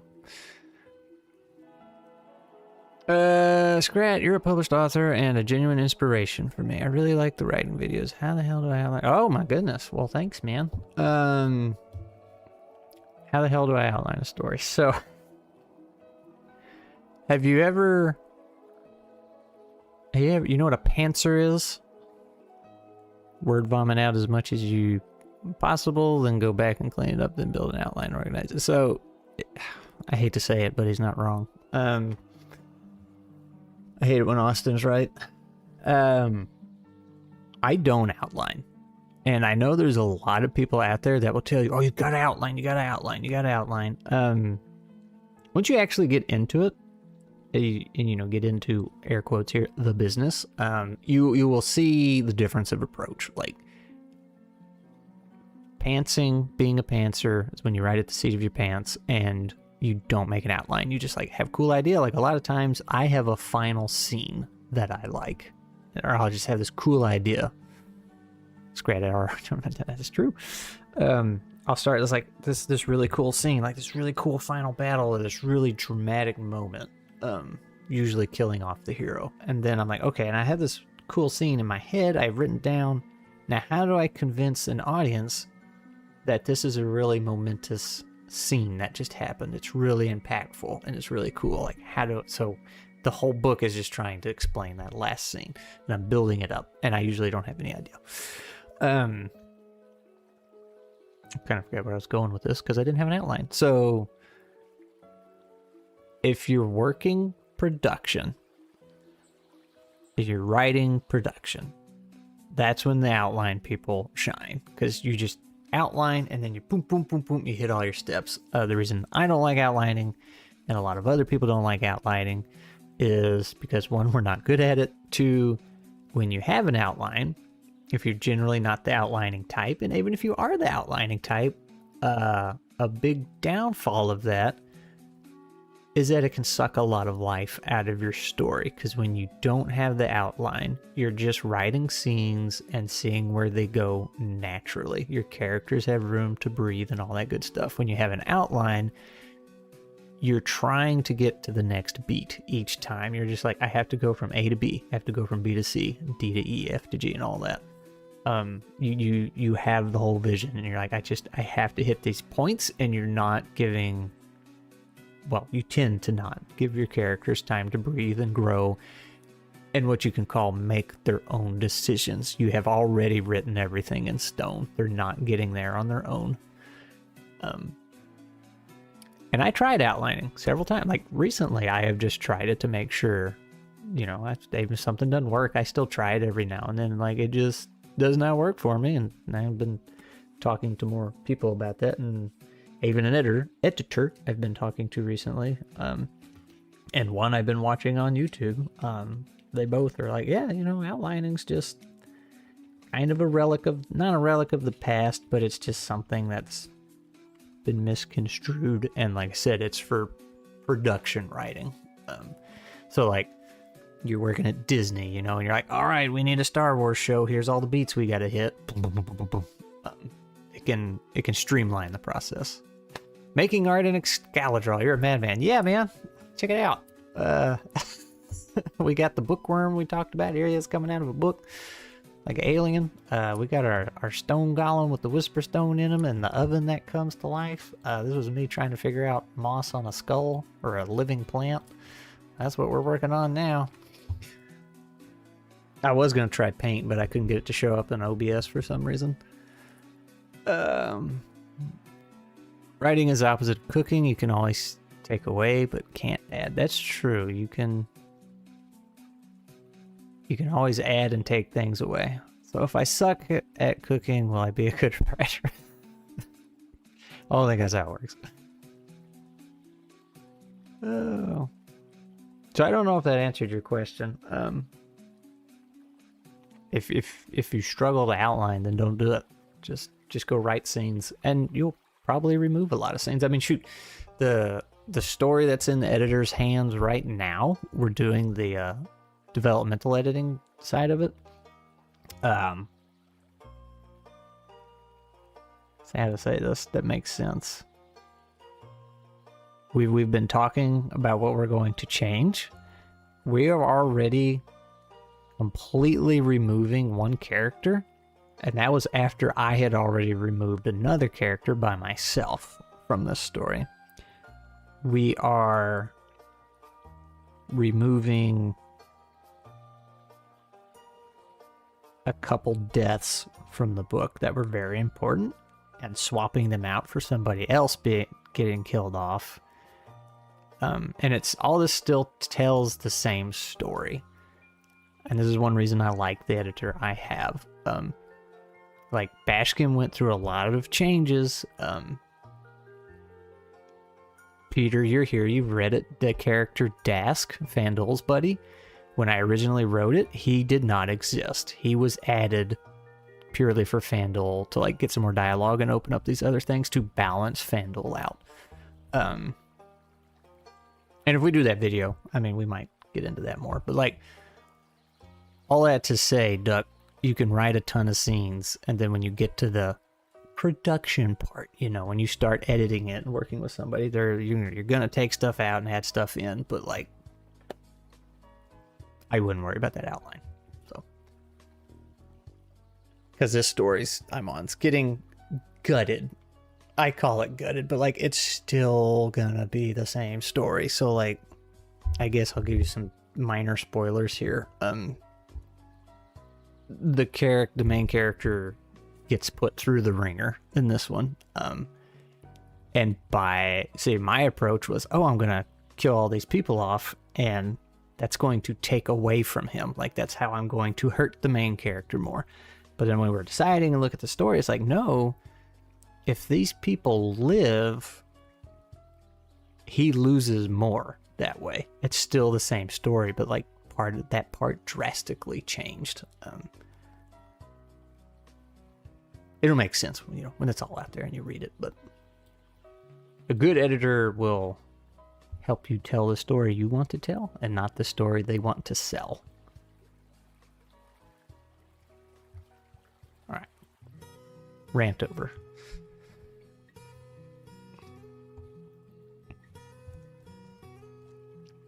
I'm on Discord. I'd be happy to edit the stuff for you. Expect to be smacked. I don't know if I'd trust Austin with editing anything. So all that said, old Ducky, what kind of book are you working on? Fantasy? Science fiction? I actually started in science fiction. I think I've mentioned that before. How do you draw feet? Big old hip bone.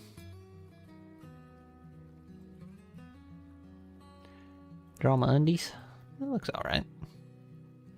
I gotta get arms on this guy somehow. Yeah, how do arms work? They come out like that? Ah! He's got ribs in the way. I might just have to lower those. I've just met Austin. I trust him with my life. You have to have some faith in me. Just because I use AI art. Yeah. See? Yeah.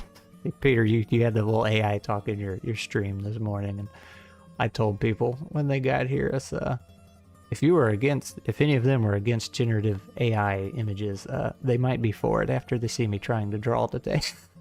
So we'll see. Might be like, maybe that AI stuff's not so bad.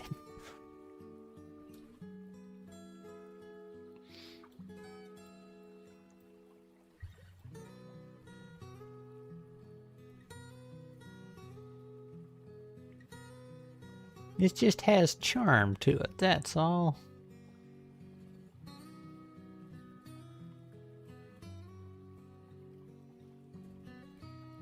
Also, this is one of my favorite fantasy tropes is skeletons somehow magically stick together. Doesn't make any sense. Oh. Right now the story has a recent history Civil War type of setting. Ooh. There is a duckin in my Discord, but I don't think it's... Well, no, we have the official yellow duck in the Discord, so you will have some competition. Alright, this foot over here don't look right. So let's replace it.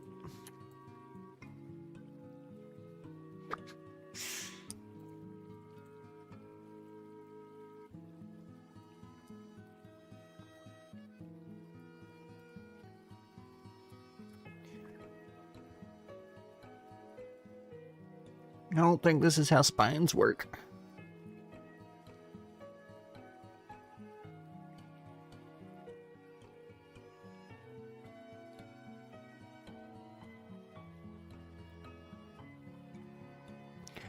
I was thinking like that.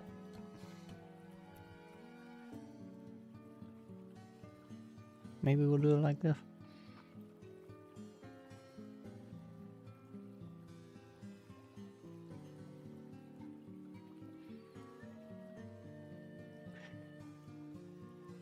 You better watch out, Peter. I'm gonna give your wife a run for her money with these art skills.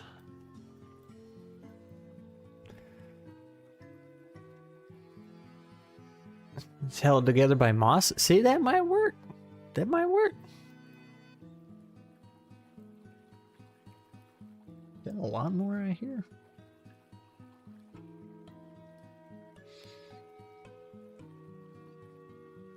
We're just gonna... That's his hand. We're getting too detailed.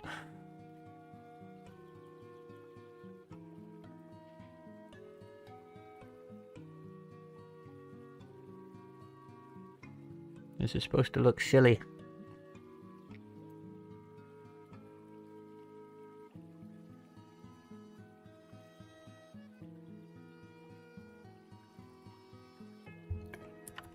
Now if we put that back there, we'll get rid of that line.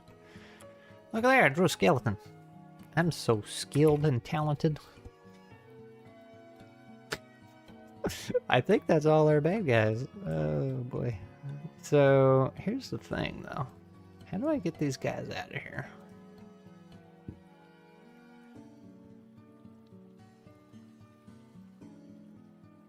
Actually, let's do...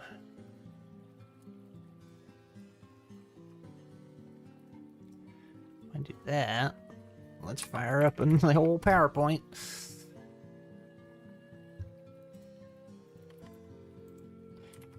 And if I do... Uh-oh. I broke it. Oh, nothing happened. Oh, no. Oh, Lord. Alright. That, yeah.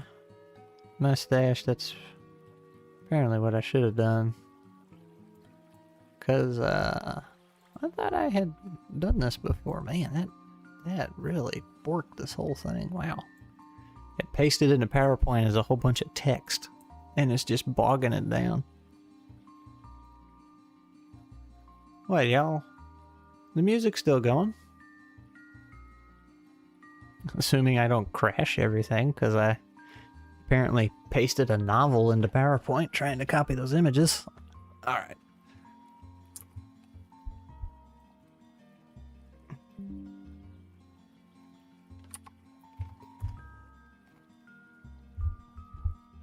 Let's do this. Not break it this time. Save as, download.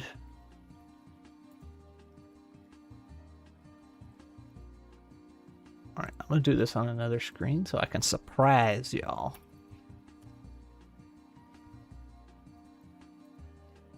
I'm gonna surprise y'all. Ooh. Let's see.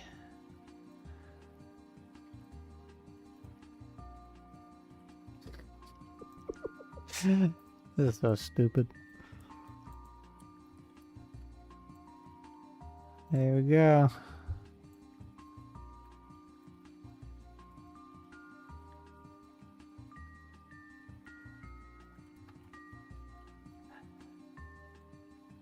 Just thinking of all those folks that are like, oh man, even if it's crap, the hand drawing's better than anything AI.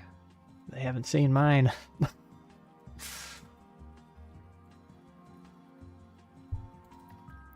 It's fun though.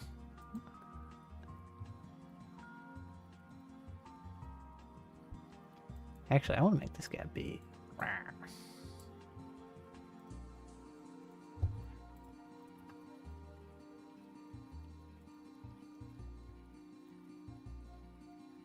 There he is, coming out of the book.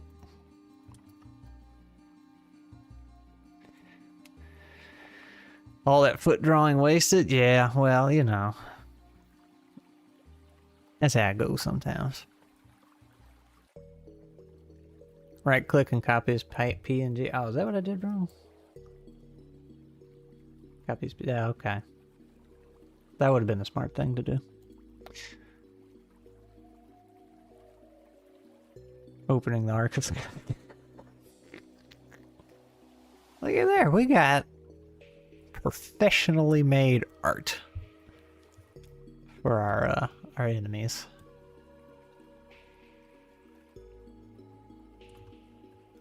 Not bad, not bad. Oh, so Duck, put you on the spot. How long is your novel currently?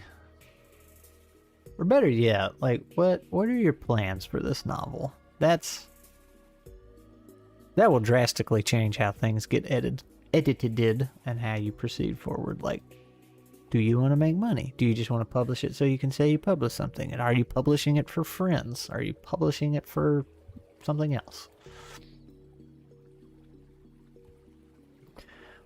What's your long-term goals here, Duck? Oh, your target audience. My editor keeps asking me that. I'm just like, I don't know. My target audience is people that will give me money for my book.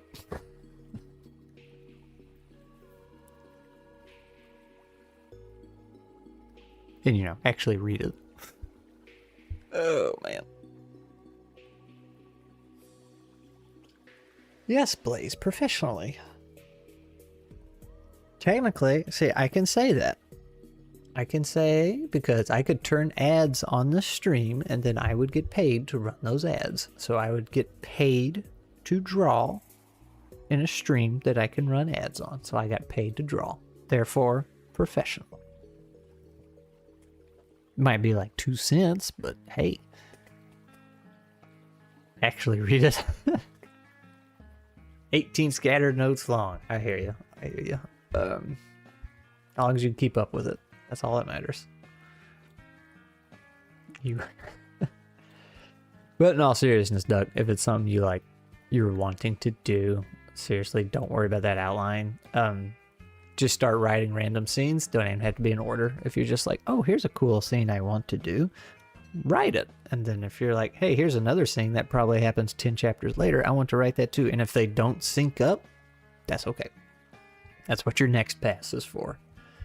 So just start writing a bunch of random scenes. And you might find, if you have multiple stories you want to write, you know, after you do your first one, and you see how everything kind of connects at the end and what constitutes of a solid structure and all that, then you might try the outline thing again and figure out, oh, yeah, okay, I've been through this. I know how this works. So I need this, and this, and blah, blah, blah, blah, blah, blah, blah.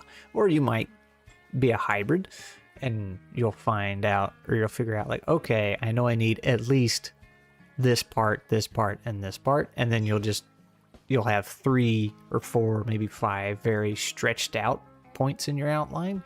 And then you just kind of pantser the rest of it in between. But you're like, no, I know I need to go here, here, and here. I'll figure out what happens in between along the way. I have done that. Matter of fact, with this... I was going to say with the book I'm currently on, but I don't know if that's a fair thing to say because I had already written this once before, and, just set it on a shelf, and then I went back to it much later. So I kind of had everything laid out already, but then it changed so drastically, and then I found myself going back trying to lay out some kind of skeleton with vague points, and then filling in as I went. So it's writing is a brutal process. It's a lot of work. But as far as your notes go, as long as you have a good way of keeping up with them, that'll help tremendously, whether that's Obsidian or OneNote, all in the same Word document. It doesn't matter. As long as you have a system that works for you. I'm actually kind of the anti-Obsidian. I know people love it, but I see so many people bragging about it and showing it off, and it's like, yeah, what work have you actually done, though? You spent all this time making your Obsidian look pretty. And, getting everything all fancy looking. I haven't tried the Excalidraw on Obsidian, but I've heard there's a plugin for it. I've tried Obsidian a couple times, but like I said, I find it... I saw in a lot of other people, it kind of distracted them more than helped them. And then my beef with it was when you start moving over to other platforms, stuff wasn't moving over very well. Like my editor, she loves Obsidian. She's obsessed with it, but every time she gives me something that she exported out of Obsidian to work with, like, it's kind of a nightmare. You would think basic markdown text would transfer well, but it always needs some kind of cleaning up or something. Now, to be clear, she doesn't edit the book in Obsidian. This is for, like, character sheets and things she makes and stuff like that. Little tools. If you're working in Obsidian, it's fine, but everything you say is true. It's a cool tool. But I feel like it kind of defeats the purpose of itself, right? Because it's supposed to be, well, there's the productivity increasing thing. It's like, okay, well, you're filling with all these plugins. That's the opposite of being productive. But then the point of it being in Markdown is supposed to be future-proof, right? Or this easy-to-use format, but every plugin gets farther away from Markdown. So it's just like, okay, like, what are we doing here? So I have a monster of a tool that I made to keep up with the world building for the entire universe that I'm making for this series of books. And it's a combination of it's Excel with a bunch of macros and stuff I wrote for it that keeps track of a bazillion different Word documents and keeps everything all lined up. It's a plugin trap, absolutely. There's like 3,000 plugins, just choose one or two and stuff. Yeah, I don't know, there's plenty of cool ones, but that's kind of my problem with Foundry VTT. Like, it has so many plugins that it depends on the plugins. Foundry by itself kind of sucks. It's not that great. Like, you have to have them, and that's bad. Like, Foundry VTT doesn't even have 3D dice on its own. That's how bad it is. World Anvil. So I looked at World Anvil many times, and maybe they've changed, but before they were very vague on how they exported your data, and that was important to me because it's like, okay, what if you decide to go belly up or sell out to somebody else who then decides to charge everybody 10 times the price, whatever. It's like, what does my data come out as? But I really liked, and again, this was like 3 or 4 years ago when I looked at them, I really liked the system they had with the tagging and stuff, and that's what I ended up making myself. I have my Word documents. I'll be writing a character sheet thing or whatever, and I have, I'll use hashtags to tag stuff, and then I hit the button in my Excel file, and it scans that document, looks for the hashtags, and links it to the proper documents. If it can't find the documents, it puts a note on there, says, hey, I can't find this, or this doesn't exist yet. It makes me a little map with everything connected. So, and that way, if I'm working on another document, let's say I'm working on Bashkim, or I'm working on a dragon, and I'm like, I change something about the lore of dragons. It's like, yep, dragons always have 10 teeth or something silly. And I'm like, okay, what is everything I have made that references a dragon? I'll push the button and it'll go find every single file I've made that mentions dragons and make me a list. And then it's like, okay, now I have to go through all these manually. I mean, that's the price you pay for world building. I go through manually and read them. It's like, all right, you know, does 10 teeth mess anything up? And that's what I was just talking to some editors and writers last night about this. It's like, this is what I wish AI could do. I wish AI would make some kind of assistant where I could say, hey, here's all my world building documents. Does dragons having always 10 teeth mess anything up? And then it just scans through everything. It's like, nope. Or it'll come back, well, actually, you know, in this book, on this page, in this paragraph, or this document, you said dragons always have 9 teeth. It's like, okay, well, can't do that. So that would be nice. Because the more you make, the more difficult it gets. And I decided to do things the hard way. I'm going to have a bunch of books that take place in the same universe. So each book I write, it gets more difficult. Don't ask me why I did that, because I don't know. I think I can handle myself because I prefer to kiss and minimalist. That's good. That's good. I do too. Matter of fact, it's what I try to do in my writing too. Is like I don't get lost in the descriptions and just like, here's the bare minimum to give you an idea of what's going on, and let's move on to the next thing. Drives my editor nuts, but it's the way I like to do things. So anyway, we're at 2 o'clock. I did not think I would go for 2 hours. I figured it'd just take a few minutes to draw things, but apparently I'm slow and got carried away. But we had a good time. Look at this guy. That's the prototype art. That's the DLC you can get. So I guess we'll be running this. Yeah, I just gotta clean. I gotta figure out how I want my floors to work. I get stuck on the floor so bad. Dress up the kitchen a little bit, remove the ivy, and then define some puzzles and solutions. Come up with some loot. Yeah, we're gonna be playing this for too long, I hope. If I'm super brave, I'll ask Scotty to play it with me. I think World Anvil is cool and all, but I'm not paying $2,000 for a lifetime membership to stop paying. Is that how much they want? Holy man, they didn't have a lifetime option. Last I looked.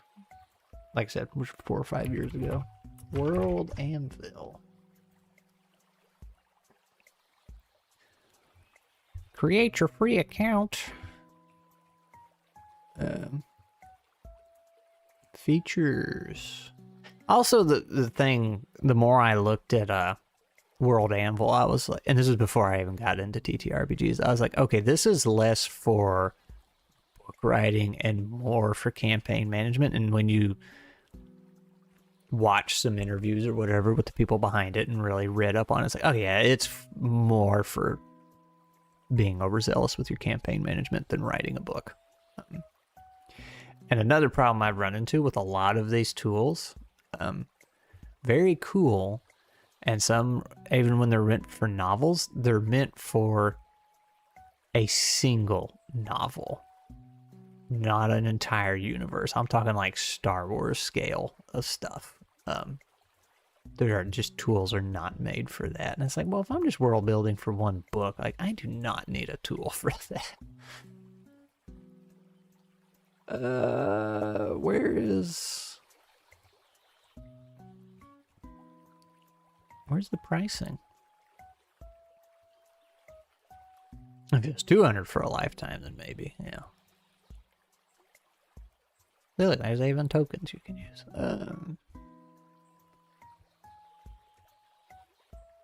I thought that looked familiar. It looks like that old gal. It is. She's just everywhere, isn't she? People love slapping her face on everything. We are recommended by Critical Role. NaNoWriMo, which everybody hates now. What is that? Shadowversity's thing? Ginny D. Oh boy. I don't know. Well, I ain't gonna say it. I am a game master and right. Where's pricing? Pricing. Lifetime. Oh. A lifetime membership is a one-time payment, not a subscription, and includes all features that will ever be added to its tier. We strongly recommend try World Limit to see before you purchase a lifetime. Where's the price? Oh, there it is. Wow. Hey, look, it's even called Sage. You have to buy it, Sage. Mind you, this was a feature they offered last I saw a couple of years ago.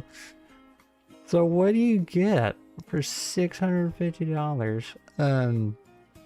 5 gigs of storage. That's beans. 9 co-authors. That seems pretty worthless. 100 subscribers. That sounds super worthless. Why are you limited on how many people can subscribe to you? Do subscribers do something I'm not aware of? 20 campaigns. Unlimited articles, maps, timelines, manuscripts, notebooks, to-do items, whiteboard. Imagine being limited on your to-do items. Such a frivolous list of things. Calendars, chronicles, sketchbooks. Okay, so that's the same across the board. And if you double that, you get 15 gigs, 20 co-authors. What is the subscribers? What is that? You get unlimited campaigns and worlds. Okay. In a nutshell. My monthly Minecraft servers are cheap. Yeah, man, that's I mean, it's... I applaud them for a lifetime membership, but... all the map features. Great. So, when I discovered World Anvil, and before I made my tool, I got in this, it was draw.io, which was pointless to mention, but that's the program I used to build a mock-up of the tool I wanted to have made. And I made this elaborate mock-up and request for quote and everything to have a tool made. That was a browser-based world builder, and it was meant for large-scale world building, but also that you could use in this kind of way. Never went through with it. I was just like, you know, instead of paying somebody thousands and thousands and thousands of dollars for this, and then, because I thought, well, you know, Kickstarter and then other people can use it, blah, blah, blah, blah, blah. I was like, I'm just going to be a selfish turd and make my own thing in Excel and Word. I still have all the files for it and still think about it. Because it would work, the idea was your data is yours, right? The way I had it, you would plug it directly into OneDrive or directly into your Google Drive where your data is not yours, but that's beside the point. But that way you're not like, oh, well, you're paying us for storage. It's like, no, you use your own storage. This is just an interface that basically does what my tool does. It just keeps up with all these documents you're making and makes it easily navigable. Subscribers is probably just followers with a fancy name or so. Also, if you buy this lifetime and then in 2 years they close the server, you get it. See, that's the thing. World Anvil is not forever. It will go away at some point. It's like if the owner gets hit by a bus next week, you know, who's going to take over it? Or if he just decides, I don't want to do this anymore and sells it off to somebody. Like, what happens? Does it get shut down? Does it get passed off to somebody who's more greedy and then they'll take... Like, how many lifetime subscriptions in your lifetime have you seen be taken away? Like, I have seen that multiple times. I have experienced that multiple times. Do you get any kind of refund? If you can't have it offline, it's not really worth it. Yeah, so that's the thing. I still want to know advanced containers, daily reading, private. Ooh, you gotta pay for that. Advanced styling. Oh no. Custom templates, content trees, custom stat blocks. Oh my goodness. Random generators, API access. Well, that would be nice. Access to the World Anvil Freelancers program. Dude, this is such a rip. I mean, I'm sure the free part of it's nice, but okay. So is this the same? Yeah. Okay, that's the same. I want to know what subscribers are.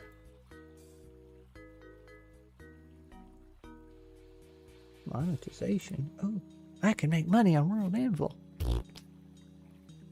I'm absolutely stoked that you're. Oh man, this is. Oh, that's a sample. Beautifully designed. You can monetize kind of thing.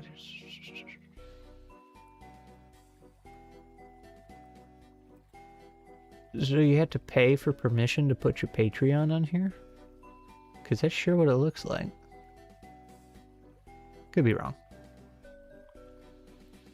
Offer exclusive access to Patreon. Oh, okay, I see how it works. You can paywall stuff. Alright. I hate Patreon so much. But I should probably have one. Yeah, I still want to know. I don't. Does this subs? No, there's nothing about subscribers on here. That is so weird. You're limited to how many people can follow you.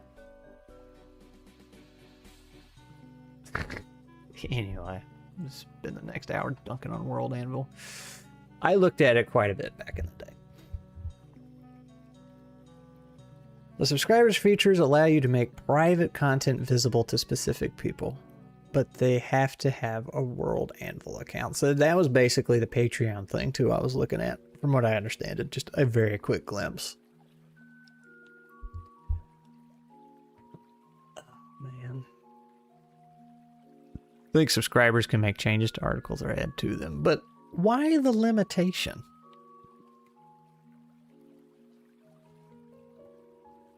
That's like not...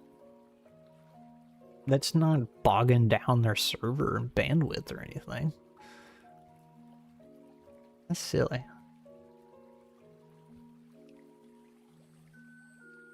Yeah, but this right here, that was my main draw. Just a dynamic tagging system.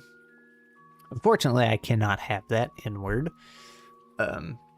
Which is so funny because, you know, I spent hours and hours and hours and hours making this tool, and then when I got it working, Google dropped this update that lets you tag things and other documents live or dynamically like that in Google Docs. And I was like, you son of a gun. But I still don't like working in the Google. I started in the Google suite and I just can't do it. Person's info related, probably. Maybe. Maybe. Isn't that doable in OneNote? Not a dynamic thing. Like there, it just showed it. Like as you're typing, you can't do that. Now you can type something out, highlight it, and then link it to something. Now that's also why I looked at Obsidian too, because Obsidian has that same dynamic feature to it.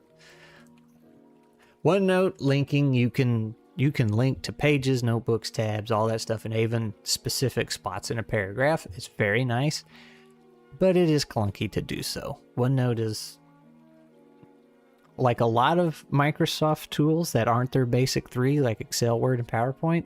They're very almost made it. They're like, oh, this is almost a really good tool.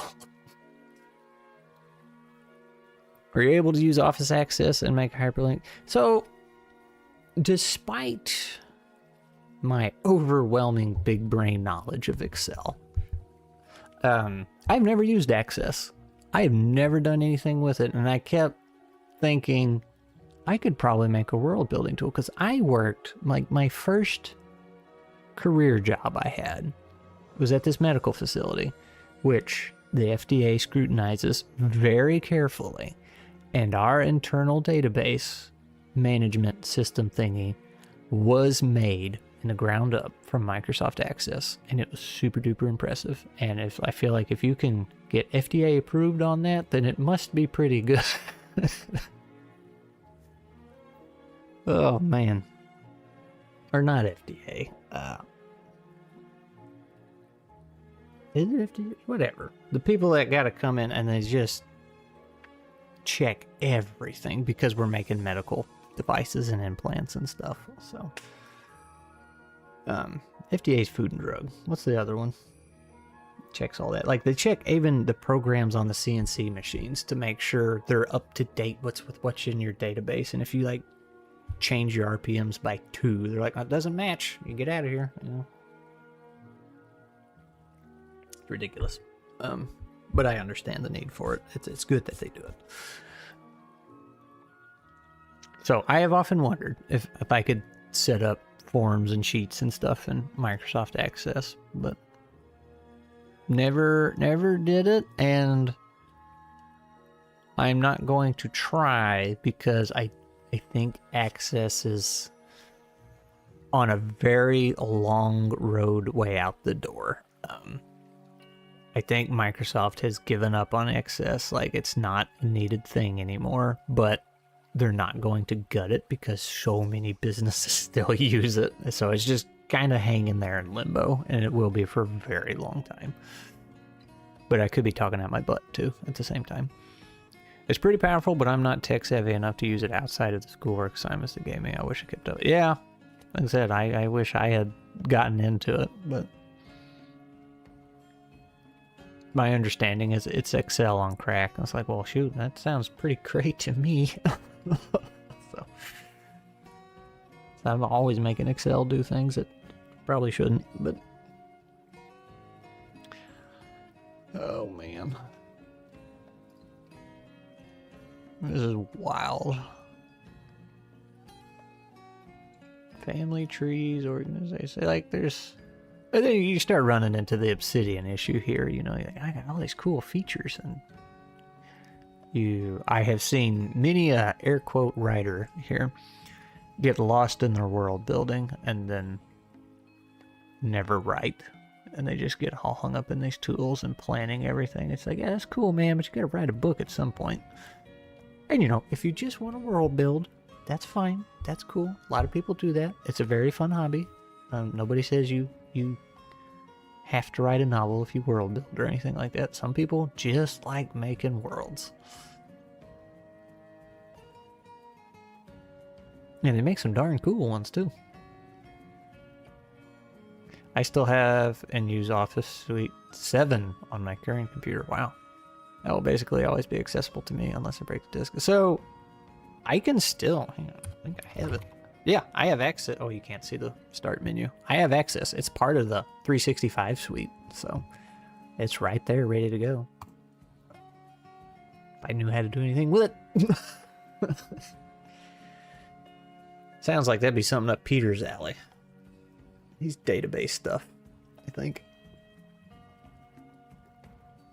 Anyway, I'm gonna bounce. I'm gonna get me some, what time is it, 2:20? I'll get me some lunch. Late lunch, and then that's right, I have a call with the artiste about a YouTube avatar mascot thing. I'd like to show you what he gave me, but I don't think I'm allowed to because his contract is so strict. So we'll see it when you see it.